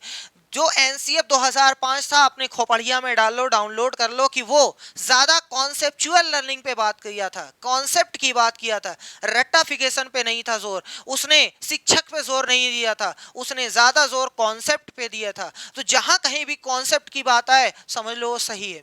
जैसे देखो, अवधारणाओं को रोजमर्रा के अनुभव की समझ बनाने से जोड़ा जाना चाहिए, इसका मतलब ये वाला सही है, ऑप्शन ए। आगे, अच्छा, इसमें चूज करना है। अवधारणाओं तक गतिविधियों प्रयोगों द्वारा पहुंचा जाना चाहिए। सही बात है, हम लोग गतिविधि ज्यादा से ज्यादा कराएं, उससे ज्यादा अच्छी तरीके से समझ में आता है। इसका मतलब बी वाला भी सही है। कह रहा है कि अवधारणाओं का विषयक उपागम द्वारा शिक्षण होना चाहिए, यानी concept should be taught through disciplinary approach. नहीं भैया, डिसिप्लिन एक नियम के द्वारा नहीं पढ़ाना जाना चाहिए। जैसे आप कोई गतिविधि आप करा रहे हो, उसमें बच्चा अपने मन से जब कुछ करेगा ना तब सीखेगा। आप एक नियम बना के आए हो कि हम ये बताएंगे, फिर ये बताएंगे, फिर ये बताएंगे, फिर ये बताएंगे, या कोई नियम बहुत पहले से चला आ रहा है, पढ़ाया ऐसे जाता है, हो सकता है आपका बच्चा ना सीखने लायक हो, तो आपको चेंज करना पड़ेगा ना। इसलिए ये गलत बोल रहा है, ऐसा नहीं होना चाहिए। डी वाला देखते हैं, अवधारणाओं के साथ नियम और सिद्धांतों को पेश करने की आवश्यकता है। नहीं भैया, अवधारणाओं के साथ नियम और ये सब नहीं पेश करना है, ये भी गलत है। तो कौन सा सही है? ए और बी, सिर्फ ए और बी सही है। ऑप्शन ए और बी ये सही है।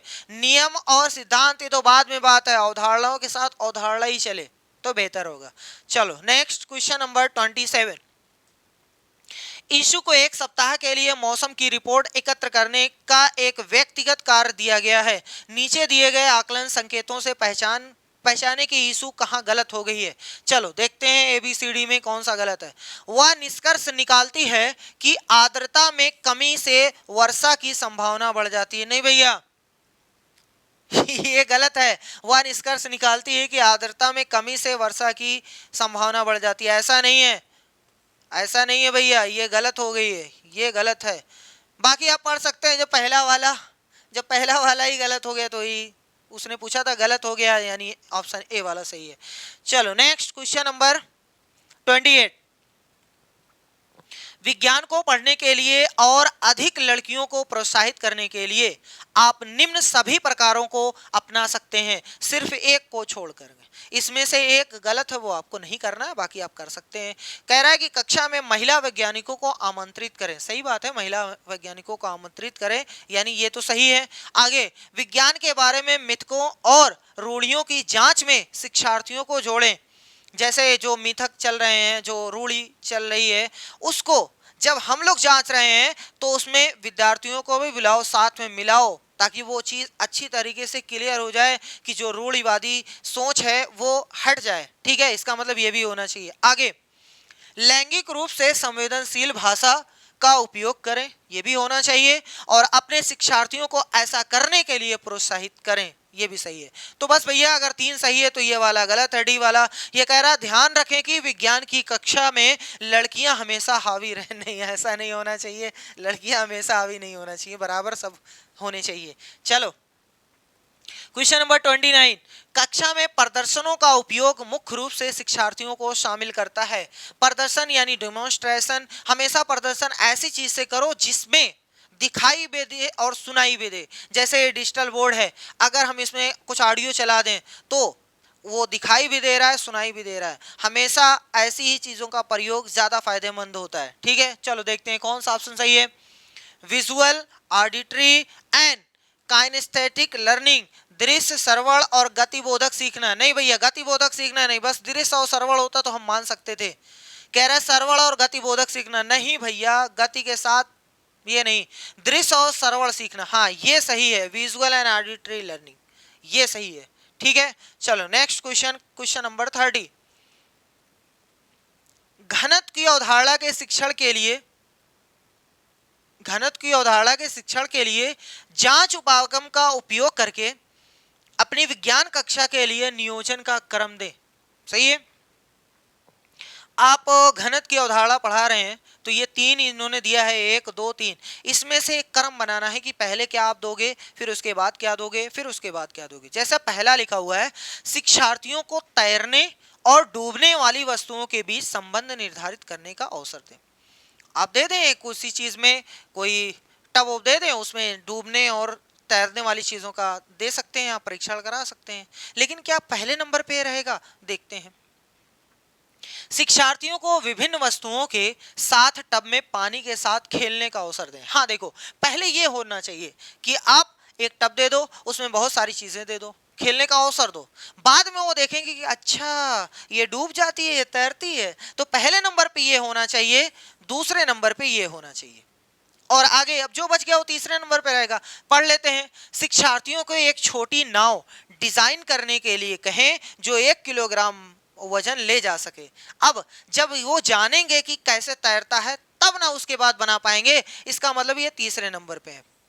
ठीक, तो दूसरा पहले होना चाहिए, 2 1 3, 2 1 3, 2 3 1 गलत, 2 1 3 यानी ऑप्शन बी वाला सही है, 2 1 3 सही है। समझ में आ गया। चलो नेक्स्ट क्वेश्चन, क्वेश्चन नंबर 31, रेशम की कीट के जीवन चक्र और रेशम फाइबर के उत्पादन के संबंध में कौन सा कथन सही नहीं है। पहला, रेशम फाइबर कैटरपिलर द्वारा स्रावित प्रोटीन होते हैं। क्या होते हैं भैया, जो रेशम का कीड़ा होता है वो अपने मुंह से स्रावित करता है प्रोटीन, वही प्रोटीन सूख करके रेशम का रेशा बनता है, जो कि स्टील के तार के इतना जितना मजबूत होता है। याद रखिएगा ये भी। तो ये तो सही बोला है। क्या कह रहा है, कौन सा कथन सही नहीं है। अच्छा ये तो सही है। आगे, रेशम कीट के कोकून से रेशम का धागा प्राप्त होता है, सही बात है ये भी। आगे बोल रहा है रेशम कीट के लार्वा को कैटरपिलर कहते हैं। जब भैया रेशम, जो रेशम का कीड़ा होता है उसकी जो मादा होती है 100-200 अंडे दे देती हैं, तो अंडे से लार्वा निकलता है जो कैटरपिलर बनता है। यानी भैया वही बचा हुआ का कैटरपिलर कहते हैं, और का अलग से थोड़ी ना। रेशम कीट की लार्वा को कैटरपिलर कहते हैं, सही बात है। अच्छा बस सब कुछ सही बात है तो ये वाली गलत बात है, काम खत्म, यानी ऑप्शन डी वाला सही हो जाएगा। कह रहा है कि प्यूपा विकसित होकर कैटरपिलर बन जाता है। देखो उल्टा बोला है। अरे भैया जिन छोटका छोटका बचा हुआ रहा था ना वो कैटरपिलर कहते हैं। कैटरपिलर विकसित होकर के अपने को अंदर कर लेता है, बाहर से एकदम कोकून से भर लेता है, जिसको कोकून बोला जाता है। अरे पूरा रेशे से लपेट लेगा, आठ की तरीके से, जैसे आठ ऐसे लपेटे रहता है वैसे वो पूरा भर लेता है, तो उसको बोलते हैं प्यूपा। अंदर वो अपना विकास करता है, जब विकास करता है तो बाद में फट जाता है। सही है, तो भैया ये चीज होती है। ये कह रहा है कि प्यूपा विकसित होकर कैटरपिलर बनता, नहीं भैया कैटरपिलर विकसित होकर प्यूपा बनता है, इसलिए गलत है। चलो क्वेश्चन नंबर 32, हाँ क्या है, निम्नलिखित में से कौन सही मिलान का निरूपण करता है। देखते हैं। पहला, सिकुड़कर और शिथिल होकर शरीर की गति में सहायता करती है। कौन है ऐसी? उपास्थि है, पेशी है, पसली पिंजर है या अस्थि है? तो भैया मांसपेशी है। देखो ये जो पेशी है ना, ये गति इसमें लाना है, तो जब हम इसको खींचते हैं ना तो ये टाइट होती है, और जब इसको नीचे धकेलना है ना तो ये ढील हो जाती है, अपने आप चला जाएगा। सही है। और जब इसको उठाना है तो ये चीज टाइट होती है। मतलब यही है कि सिकुड़कर और शिथिल होकर शरीर की गति में सहायता करती है। ऐसा कौन है? मांसपेशी है, मसल्स है। तो इसका मतलब ये कौन सी किससे मैच करेगा? मसल से मैच करेगा, यानी पेशी से। ठीक है, आगे देखो, कठोर संरचना जो कंकाल बनाती है, कौन है भैया? ऐसी कौन सी संरचना है जो कंकाल बनाती है? कंकाल में क्या होता है? हड्डी होती है, बोन्स होती है, वही बोन्स मिलकर के तो कंकाल बनाती है। तो चलो, बोन्स कहाँ है भैया? अस्थि। ठीक है, यानी इसको इससे मिलाना है। आगे कह रहे कंकाल का भाग जिसे झुकाया जा सकता है। अच्छा, कंकाल का वह भाग जिसे झुकाया जा सकता है, जिसको मोड़ा जा सकता है, उसको कार्टिलेज बोलते हैं, उपास्थि बोलते हैं।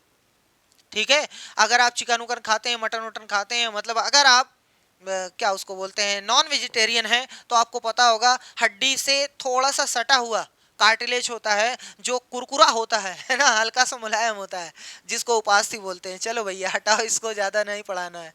आगे, वक्ष की अस्थि और मेरुदंड को जोड़कर बक्से की संरचना, ये जो बक्से की संरचना बनी हुई है ना, जिसमें आपका हार्ट है, फेफड़ा है, ये सब बैठे हुए हैं ना, उसको बोलते हैं रिब केज, अस्थि पंजर, पसली पिंजर।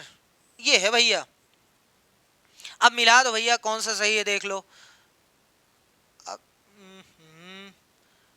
तुम यहां आ जाओ, तुम यहां आ जाओ। चलो भैया देखते हैं, पहले का मिलन है दूसरे से, पहला कह रहा तीसरे से मिलाओ, पहला कह रहा पहले से मिलाओ, पहला कह रहा चौथे से मिलाओ, आंख बंद करके चौथा ठोक के चले आओ, खत्म। देख लो सब मिला होगा। चलो क्वेश्चन नंबर 33 कह रहा है कि which of the following statement is true, नीचे दिया गया कौन सा कथन सही है, ये आपको बताना है। कह रहा है कि ये 2024 का क्वेश्चन है भैया, 7 जुलाई 2024। कह रहा है सभी अधातु गैस होती है, नहीं। किसने कह दिया कि सभी अधातुएं गैस होती हैं? भैया ब्रोमीन, आपके सामने लगा हुआ है फिगर, ब्रोमीन जो है एक अधातु है, लेकिन लिक्विड है। कहाँ गैस है? तो लिक्विड है। इसका मतलब आपने ये गलत बोला सर जी। अगला, सभी अधातुएं अतन्न यानी तन्न नहीं होती। हाँ ये सही है, सभी जितनी भी अधातुएं हैं सबको हम खींच ऐसे नहीं सकते हैं कि लाओ बढ़ा सकते हैं, ठीक है, ऐसा नहीं कर सकते हैं। इसका मतलब ये सही है, बाकी ये दोनों गलत आप देख सकते हैं। सभी धातुएं ठोस होती हैं, नहीं भैया, सभी धातुएं ठोस नहीं होती हैं। पारा का नाम आपने सुना है, वो तो द्रव होता है। देखो आपके सामने ये पारा है, पारा एक प्रकार की धातु है, लेकिन ये तो द्रव है। आगे बोला है सभी धातुएं कठोर होती, नहीं भैया, बहुत सारी मुलायम होती हैं। सोडियम है, पोटेशियम है, ये सब क्या है? ये सब धातु है, लेकिन मुलायम है, इतनी मुलायम है चाकू से काट सकते हो आप, सही है। लेकिन आप पोटेशियम लेके आइएगा नहीं, नहीं तो बहुत तेज क्रिया करती है, बहुत तकलीफ हो जाएगी, धमाका वमाका कर जाएगी। चलो भैया 33 हो गया, जिसका दूसरा वाला सही है। चलिए नेक्स्ट क्वेश्चन, क्वेश्चन नंबर 34 कह रहा है नीचे दिए गए प्रकाश के कौन से गुणधर्मों का उपयोग छाया बनने की प्रघटना की व्याख्या के लिए किया जा सकता है। मतलब आपको क्या बनाना है? छाया। छाया क्यों बनती है, कैसे बनती, काहे बनती है, ये सब आपको बताना है इसमें। चलो देखो, कह रहा है कि प्रकाश सरल रेखा में गमन करता है। हाँ भैया, अगर प्रकाश सरल रेखा में नहीं गमन करता तो छाया बनती ही नहीं। जैसे यहाँ हमारे ये हाथ है, यहाँ से प्रकाश आया और इधर मुड़ के चला गया, उधर से फिर उस वहां पड़ गया, तब तो छाया ही नहीं बनती। प्रकाश इधर नहीं जा पाता है, इसमें लड़ करके वापस चला जाता है, इसीलिए तो छाया बनती है। इसका मतलब प्रकाश सरल रेखा में गमन करता है, इसीलिए छाया बनती है। तो ये सही है फिलहाल। आगे, प्रकाश उच्च चाल से गमन करता है। अच्छा, प्रकाश उच्च चाल से गमन करता है, तो इसका मतलब ये थोड़ी ना है कि उससे छाया बन गई है, उससे थोड़ी ना छाया बनेगी भैया। प्रकाश चाहे स्लो आए चाहे तेज आए, उससे थोड़ी ना फर्क पड़ता है कि छाया बन जाएगी, नहीं, उससे नहीं। ये अलग से कथन तो सही है, प्रकाश उच्च चाल से गमन करता है, ये हम मानते हैं, लेकिन ये छाया बनने के लिए सही नहीं है, यानी अभी गलत है। प्रकाश 7 वर्णों से मिलकर बना। अरे प्रकाश 7 वर्णों से बने, चाहे 15 वर्णों से, चाहे 16 कलर से, हमसे उससे क्या मतलब है? प्रकाश आ रहा है, नहीं जा पा रहा उधर, तभी तो छाया बनती है। अब वो चाहे काला प्रकाश हो, पीला प्रकाश हो, सफेद प्रकाश हो, उससे क्या फर्क पड़ता है? काला तो होता नहीं है, ठीक है। सफेद हो, हरा हो, गुलाबी हो, बैंगनी हो, कि कोई भी कलर का हो, उधर नहीं जा पाएगा तो छाया बन जाएगी। इसका मतलब प्रकाश 7 रंगों से मिलकर बना है, उसका कोई इफेक्ट नहीं है, उसका कोई इफेक्ट नहीं है छाया बनने में। इसका मतलब इसका भी रोल नहीं है। प्रकाश अपारदर्शी वस्तुओं से नहीं गुजरता है, सही बात है, जिसको पार नहीं कर पाता उससे नहीं गुजर पाता है। और भैया जब गुजर नहीं पाता तभी तो छाया बनती है। अगर गुजर गया होता तब तो छेद हो गया होता, उधर निकल गया होता, तब कहाँ छाया बनती। इसका मतलब इसका भी रोल है छाया बनने में। तो पहला और चौथा सही है, यानी ऑप्शन बी वाला सही है। सही है, पल्ले पड़ रहा है। अब बताओ कितना क्वेश्चन आपका सही हुआ था, जल्दी से बताओ कमेंट बॉक्स में। चलो नेक्स्ट क्वेश्चन नंबर 35। क्वेश्चन ये है, विटामिन एक्स की हीनता के कारण मसूड़ों में से रुधिर बहने लगता है। एक्स कुछ और नहीं है भैया, सोचो किस विटामिन की कमी से मसूड़ों से खून बहने लगता है। तो मसूड़ों का खून बहना, इसका मतलब स्कर्वी रोग हो गया। स्कर्वी रोग किस विटामिन की कमी से होता है? विटामिन सी की कमी से। इसका मतलब एक्स कुछ और नहीं है बल्कि विटामिन सी है। अब ढूंढो इस ऑप्शन में जिसमें विटामिन सी होगा, पहला ऑप्शन वो सही होगा। इसने कहा है कि एक्स विटामिन बी, काटो इसको। एक्स विटामिन ए, काटो इसको। एक्स विटामिन डी, काटो इसको। इसको ठोक दो, ये आंसर सही हो गया। सही है, इतना ही आसान क्वेश्चन था। चलो लेकिन हम पूरा बताते हैं आपको।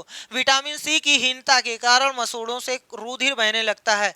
ये विटामिन, यही विटामिन सी खनिज वाई, एक प्रकार का खनिज है, के अवशोषण के लिए आवश्यक है। अच्छा भैया, जब आपके शरीर में विटामिन सी की कमी हो जाएगी तो एक तो स्कर्वी रोग हो जाएगा, और दूसरा आप जो आयरन खाते हैं, आयरन लोहा, अरे भैया वो लोहा ना जो ना आप 1-2 किलो लोहा खरीद के लेके आओ खा जाओ, ये वाला लोहा नहीं। पालक वालक खाते हैं ना तो उसमें आयरन रहती है।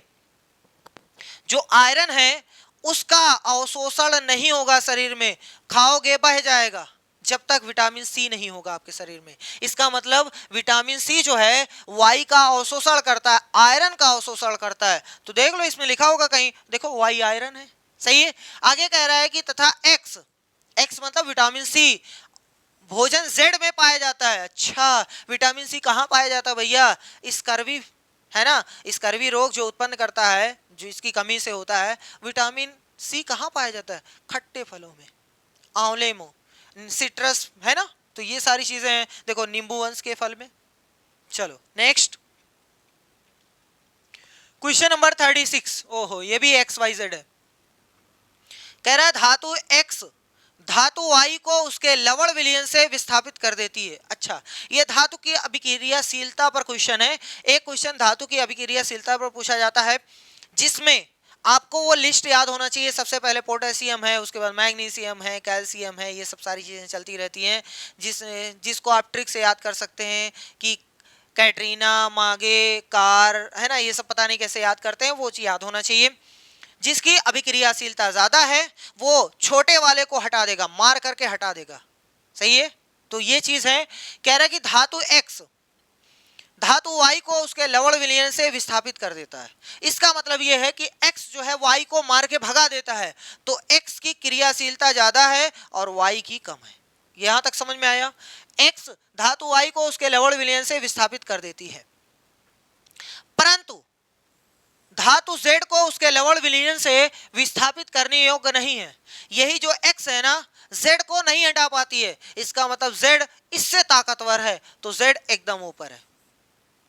समझ में आया? फिर से देखो, फिर से देखो, जब तक समझ में ना आए तब तक देखो। क्वेश्चन ये कह रहा है कि धातु X एक धातु है जो धातु वायु को उसके लवण विलयन से विस्थापित कर देती है, मार और के भगा देती है। तो इसका मतलब X जो है वो वाई से ताकतवर है, एक्स ऊपर है वाई नीचे है।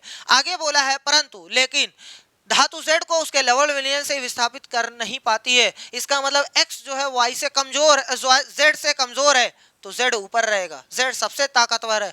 तो कह रहा है कि इनमें सबसे ज्यादा अभिक्रियाशील धातु कौन है? जल्दी से बताओ, सबसे ज्यादा धातु, सबसे ज्यादा अभिक्रियाशील धातु कौन है? Z है कि X है कि Y है? तो सबसे ऊपर Z है, इसका मतलब आंसर Z हो जाएगा भैया, ऑप्शन ए वाला सही है। ठीक है, याद कर लीजिएगा धातु की अभिक्रियाशीलता की जो लिस्ट है कि कैटरीना, मागे, कार, सुंदर, पता नहीं क्या क्या है, देख लीजिएगा। आगे कह रहा है नीचे दिया गया कौन सा समुच्चय रासायनिक परिवर्तनों के समाविष्ट करता है? क्या होना चाहिए? रासायनिक परिवर्तन, यानी क्रिया जो है उत्क्रमणीय नहीं होना चाहिए, वापस नहीं आना चाहिए, और साथ में कोई नया पदार्थ बनता हो, ऐसी क्रिया होनी चाहिए। कह रहा है कि भोजन पकाना। सही बात है, जब हम भोजन पका देंगे, कच्चा मटेरियल था उसमें, सब्जी अलग थी, आलू अलग था, मिला दिए, पूरी सब्जी तैयार हो गई। अब क्या फिर से उसको आलू अलग कर सकते हो? पालक वैसे ही बना सकते हो, मिर्चा वैसे ही तैयार कर सकते हो? नहीं कर सकते हो। पानी उबालना ये एक भौतिक परिवर्तन है भैया। पानी उबाल दो, ठंडा हो गया, फिर से उबाल दो, फिर वैसे हो जाएगा। इसका मतलब ये गलत है। आगे, लोहे का जंग लगना रासायनिक परिवर्तन, कागज का जलना रासायनिक परिवर्तन, भोजन का पाचन रासायनिक परिवर्तन, ये सही है। ये क्यों गलत है? पानी उबालना एक भौतिक परिवर्तन है, इसलिए गलत है। कांच तोड़ना, लोहे का जंग लगना। आगे, जल में लवण घोलना, ये भैया एक भौतिक परिवर्तन है। जल में नमक घोलोगे ना, फिर से छत पे अलग किया जा सकता है। तो भोजन का पाचन, कागज के टुकड़े टुकड़े करना, तो ये सब है भौतिक, सॉरी, हाँ, ये सब भौतिक भी है, रासायनिक भी है, लेकिन वो कह रहा है रासायनिक परिवर्तन बताओ जिसमें एक भी भौतिक ना हो, तो ये वाला है। यानी लोहे का जंग लगना एक रासायनिक परिवर्तन है, कागज का जलना, भोजन का पाचन, ये सब रासायनिक परिवर्तन है। चलो क्वेश्चन नंबर 38। ये क्या क्वेश्चन आ गया? अच्छा, नीना पढ़िएगा भैया, नानी ना पढ़िएगा। नीना किराने की कुछ वस्तुएं खरीदने के लिए साइकिल से बाजार जा रही थी। बाजार उसके घर से 4 किलोमीटर दूर है। मान लेते हैं ये उसका घर है, होम है, और ये मार्केट है। ठीक है, ये 4 किलोमीटर दूरी है। उसने पहले 10 मिनट 12 किलोमीटर की चाल से गमन किया। उसे रास्ते में उसकी मित्र निकाहत मिल गई और जिससे वो रुककर 15 मिनट बातचीत करती रही। इसके पश्चात वो अपनी यात्रा 8 किलोमीटर प्रति घंटा की चाल से फिर आरंभ करती है। उसकी यात्रा की औसत चाल क्या है? अच्छा, ठीक है, देखो भैया, औसत चाल का मतलब होता है एवरेज स्पीड, का मतलब क्या होता है? कुल दूरी बटे कुल समय, कुल दूरी बटे में कुल समय। दुनिया को पता है कि कुल दूरी 4 किलोमीटर है, 4 किलोमीटर है, लेकिन कुल समय नहीं पता है। आराम से देख लो पहले, क्योंकि भैया देखो, यहाँ देखो, 10 मिनट यहाँ लिया है, 15 मिनट कहीं रुकी है, देखो 15 मिनट कहीं रुकी है, तो 25 मिनट तो हो गया। लेकिन यहाँ देखो मिनटवे नहीं है, इस चीज को आपको निकालना पड़ेगा, इस चीज को आपको निकालना पड़ेगा। देखो, अब सर जी कैसे निकालें? ये तो स्पीड है, हमें निकालना है समय। तो स्पीड बराबर होता है, यानी चाल बराबर दूरी बटे समय होता है। हमें समय बराबर निकालना है तो दूरी बटे चाल। तो दूरियों तो नहीं पता है, तो कैसे निकाले? तो पहले आप दूरी निकालो कि कितना चली थी। देखो पहले यहां से दूरी निकालो, ये थोड़ा सा अच्छा क्वेश्चन है, आराम से देखो। टाइम है 10 मिनट, 10 में जब आप 60 से भाग दोगे तो ये घंटा बन गया, सही है। और स्पीड कितनी है सर जी? 12 किलोमीटर प्रति घंटा। यहां तक समझ में आया? क्या हम दूरी यहां से निकाल सकते हैं? दूरी आराम से निकाल सकते हैं। डिस्टेंस बराबर होता है, दूरी बराबर होता है चाल गुणे समय। तो चाल गुणे समय डायरेक्ट लिख दे रहे हैं। चाल कितनी है? 12, समय है 10/60। ये 0 से 0 शहीद हो गया। 6 कम 6, 6 दूनी 12, इसका मतलब आ गया 2 किलोमीटर। यानी इस वाली स्पीड से 2 किलोमीटर गई है, यहां तक 2 किलोमीटर। तो अब कितना बचा है? 2 किलोमीटर। यानी अगली जो 2 किलोमीटर है वो इतनी स्पीड से गई है। अब आप समय निकाल सकते हैं, अब आप समय निकाल सकते हैं, बहुत आराम से निकाला जा सकता है, क्योंकि भैया जी दूरी पता है, ये स्पीड है, तो समय बराबर यही हम निकाल दे रहे हैं। इसका समय देख लो आराम से, समय बराबर दूरी बटे चाल होता है। दूरी कितनी है? 2, चाल कितनी है? 8, इसका मतलब 1/4 घंटे। सही है, यहां तक समझ में आ गया। अब टोटल समय देखते हैं, टोटल समय कितना हुआ? टोटल समय कितना हुआ?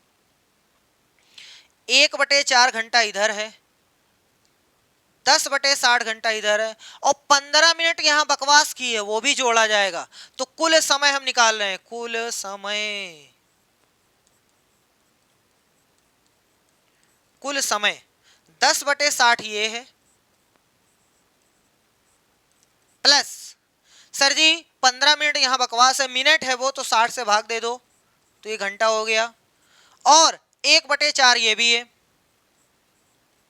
1/4 ये भी है, सबको जोड़ना है। इससे अच्छा है लाओ इधर 15 से गुणा कर दें, ये भी 60 हो जाए, ये भी 60 हो जाए, बाकी आप जोड़ लो चाहे जैसे। देखो नीचे आ जाएगा 60, ऊपर 10 प्लस 15 प्लस 15, तो ऊपर आ गया 40, नीचे आ गया 60, ये दोनों हो गया शहीद। इसका मतलब 2/3 आ गया, 2/3 घंटे। सही है, इतना टोटल समय है। बस इसी को ले जाओ यहाँ पटको 2/3, और आपको पता है कि एकदम नीचे वाला एकदम ऊपर जाता है और ये नीचे तो बकवास कर ही रहा है। तो उत्तर आ गया 6 किलोमीटर प्रति घंटा। ये है एवरेज स्पीड। बहुत ही अच्छा क्वेश्चन है, बहुत ज्यादा अच्छा है ना। तो चलो 6 किलोमीटर भैया ये वाला सही है। चले आगे बढ़े। चलो भैया क्वेश्चन नंबर 39, निम्नलिखित में से सही कथन को पहचानिए। पहचानते हैं। कह रहा है दोमट मृदा में बड़े कणों का अनुपात बलुआ मृदा की अपेक्षाकृत उच्चतर होता है। सबसे पहले 3 प्रकार की मिट्टी, 3 वर्गों में बांटा गया मिट्टी को। एक होती बलुआ, जिसमें बालू के कण यानी बड़े कणों का आकार जो रहता है, बड़े वाले कण, उनका अनुपात ज्यादा होता है। मतलब बलुआ में बड़े कण ज्यादा, उससे छोटे वाले, सॉरी अगर उसमें देखा जाए मृतिका में यानी चिकनी मिट्टी में, तो छोटे कण का अनुपात बहुत ज्यादा होता है। बलुआ में बड़े कण का अनुपात बहुत ज्यादा और चिकनी मिट्टी में छोटे कण का अनुपात बहुत ज्यादा। अगर बलुआ और चिकनी को मिला दिया जाए, बलुआ और चिकनी को मिला दिया जाए तो बन जाती है दोमट। समझ में आ गया। चलो अब क्वेश्चन देखो। कह रहा है दोमट मृदा में बड़े कणों का अनुपात बलुआ की अपेक्षाकृत उच्चतर होता है। अरे दोमट में बड़े बड़े कण होते हैं? नहीं भैया, सबसे बड़े बलुआ में होते हैं, उससे छोटे दोमट में होते हैं, सबसे छोटे मृतिका यानी वो जो उसमें चिकनी मिट्टी में होते हैं। जो कह रहा है दोमट मिट्टी में बड़े कणों का अनुपात बलुआ से ज्यादा होता है। नहीं भैया, कम होता है, गलत बोल रहे हो आप। चिकनी मिट्टी में महीन कणों का अनुपात दोमट मिट्टी की, हाँ ये सही है, चिकनी मिट्टी में महीन कण का अनुपात ज्यादा होता है, सबसे ज्यादा होता है ना, तो ये सही है। आगे बोला है बलुआ मृदा में महीन कणों का अनुपात चिकनी की अपेक्षाकृत उच्चतर होता है। नहीं भैया, बलुआ में बड़े बड़े ज्यादा होते हैं। चिकनी मृदा में बड़े कणों और महीन कणों की मात्रा लगभग बराबर होती है। नहीं भैया, दोमट में बराबर होती है। अब कैसी बात कर रहे हो। चलो ऑप्शन बी वाला सही हो जाएगा। क्वेश्चन नंबर 40, दूध में निम्नलिखित कौन से पोषक तत्व होते हैं? ओहो, प्रोटीन होता है सर जी, होता है। विटामिन सी नहीं होता है, विटामिन ए होता है। अब बेचारा आ गया, ये इस वजह से गलत हो गया। कार्बोहाइड्रेट होता है सर जी, विटामिन सी नहीं होता है। आयरन नहीं होता है, नहीं होता है। ठीक है, चलो आगे। प्रोटीन होता है, आयरन नहीं होता है, विटामिन डी होता है। प्रोटीन होता है, कैल्शियम होता है, विटामिन डी होता है। यानी कौन सा ऑप्शन सही है? विटामिन डी वाला। चलो ठीक है। क्वेश्चन नंबर 41, कह रहा है स्तंभ ए में दिए गए पाचन तंत्र के अंगों और स्तंभ बी में दिए गए उनके कार्यों का नीचे दिए गए कौन सा मिलान सही है? ठीक है, यहाँ लीवर है, यकृत है, यहाँ अमाशय है, पेट है जो जे आकार का होता है, ये पित्ताशय है, यानी जो लीवर होती है सबसे बड़ी ग्रंथि, उसमें एक छोटा सा थैला लगा होता है जिसको पित्ताशय बोलते हैं, जो पित्तरस स्रावित करती है। जो पित्तरस होता है वो वसा के पाचन में महत्वपूर्ण भूमिका निभाता है। आगे अग्न्याशय, जो दो चीज का एक अग्न्याशय जो होती है वो इंसुलिन निकालती है, ठीक है, और एक रस और निकालती है, भैया याद नहीं आ रहा है। चलो अभी देखते हैं इसमें। लीवर, यहाँ जहां प्रोटीन का पाचन आरंभ होता है, सही बात है, जहां प्रोटीन का पाचन आरंभ होता है वो होता है स्टमक, पेट। सबसे पहले प्रोटीन का पाचन पेट से स्टार्ट हो जाता है। तो पेट में इसको मिलाओ, पेट में मिलाते हैं भैया इसको। पेट कहाँ है? अमाशय, हाँ ये महाशय इधर चला। अरे भैया हटो, ये यहाँ चला गया। आगे जहां पित्तरस संचयित होता है, सबको पता है पित्तरस में पित्तरस संचयित होगा ना भैया, पित्ताशय, ठीक, ये हो गया। आगे क्षुद्रांत्र में पाचक रस मुक्त करता है कौन? अग्न्याशय भी करता है, पित्ताशय भी करता है, लेकिन ये तो पहले ही हो चुका है, इसका मतलब अग्न्याशय।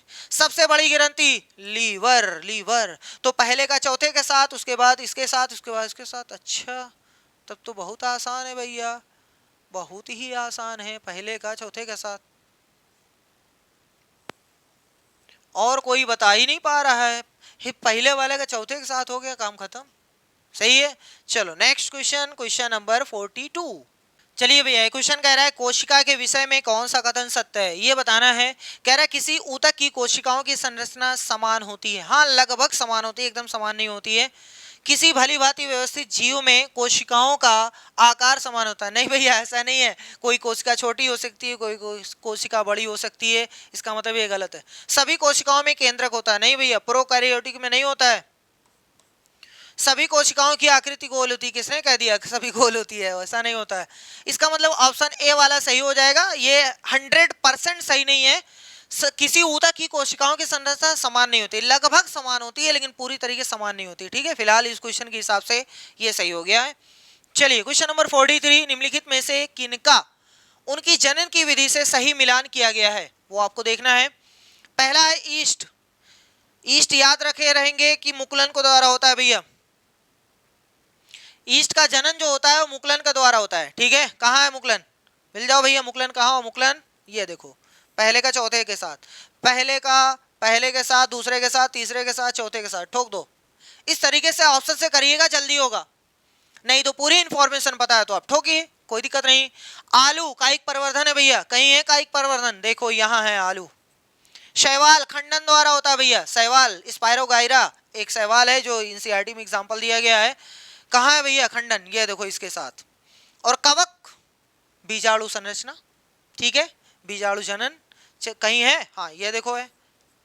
सही है, जितना बताया गया याद होना चाहिए, क्योंकि अगर एक भी पता है ना तो आप उस क्वेश्चन की ऑप्शन के थ्रू धज्जियां उड़ा सकते हैं। चलिए क्वेश्चन नंबर 44। क्वेश्चन ये कह रहा है निम्नलिखित में से कौन सा या कौन से प्रदूषक ओजोन परत के अपक्षय के लिए उत्तरदायी हैं, ये आपको बताना है। बहुत आसान क्वेश्चन है ना भैया। तो पहला ऑप्शन है क्लोरोफ्लोरोकार्बन, यही ऑप्शन सही है। ओजोन परत के अपक्षय का जो कारण है ये क्लोरोफ्लोरोकार्बन है, CFC। ठीक है भैया, अपक्षय के उत्तरदायी है। ठीक है, क्लोरोफ्लोरोकार्बन CFC, जो कि रेफ्रिजरेटर से निकलता है, फ्रीज से निकलता है। ठीक है, चलो नेक्स्ट क्वेश्चन, क्वेश्चन नंबर 45। निम्नलिखित में से कौन सा समुच्चय संचारी रोगों को निरूपित करता है? संचारी रोग ऐसे रोग होते हैं जो एक शरीर से दूसरे शरीर में जाने की प्रवृत्ति रखते हैं। वो चाहे मच्छर के द्वारा जाए, चाहे मक्खी के द्वारा जाए, चाहे उड़ करके वायरस चले जाए, ऐसे जाते हैं। चलो इसमें देखते हैं, पहला ए मियादी बुखार, मलेरिया, रक्त छीड़ता। हाँ ये तो जाता है, ये तो जाता है, स्वाइन फ्लू जाता है, लेकिन रक्त छीड़ता नहीं जाता है। रक्त छीड़ता नहीं जाता है भैया, इसलिए ये एनीमिया जो रोग होता है ना वो नहीं जाता है, तो इस वजह से ये गलत हो गया है।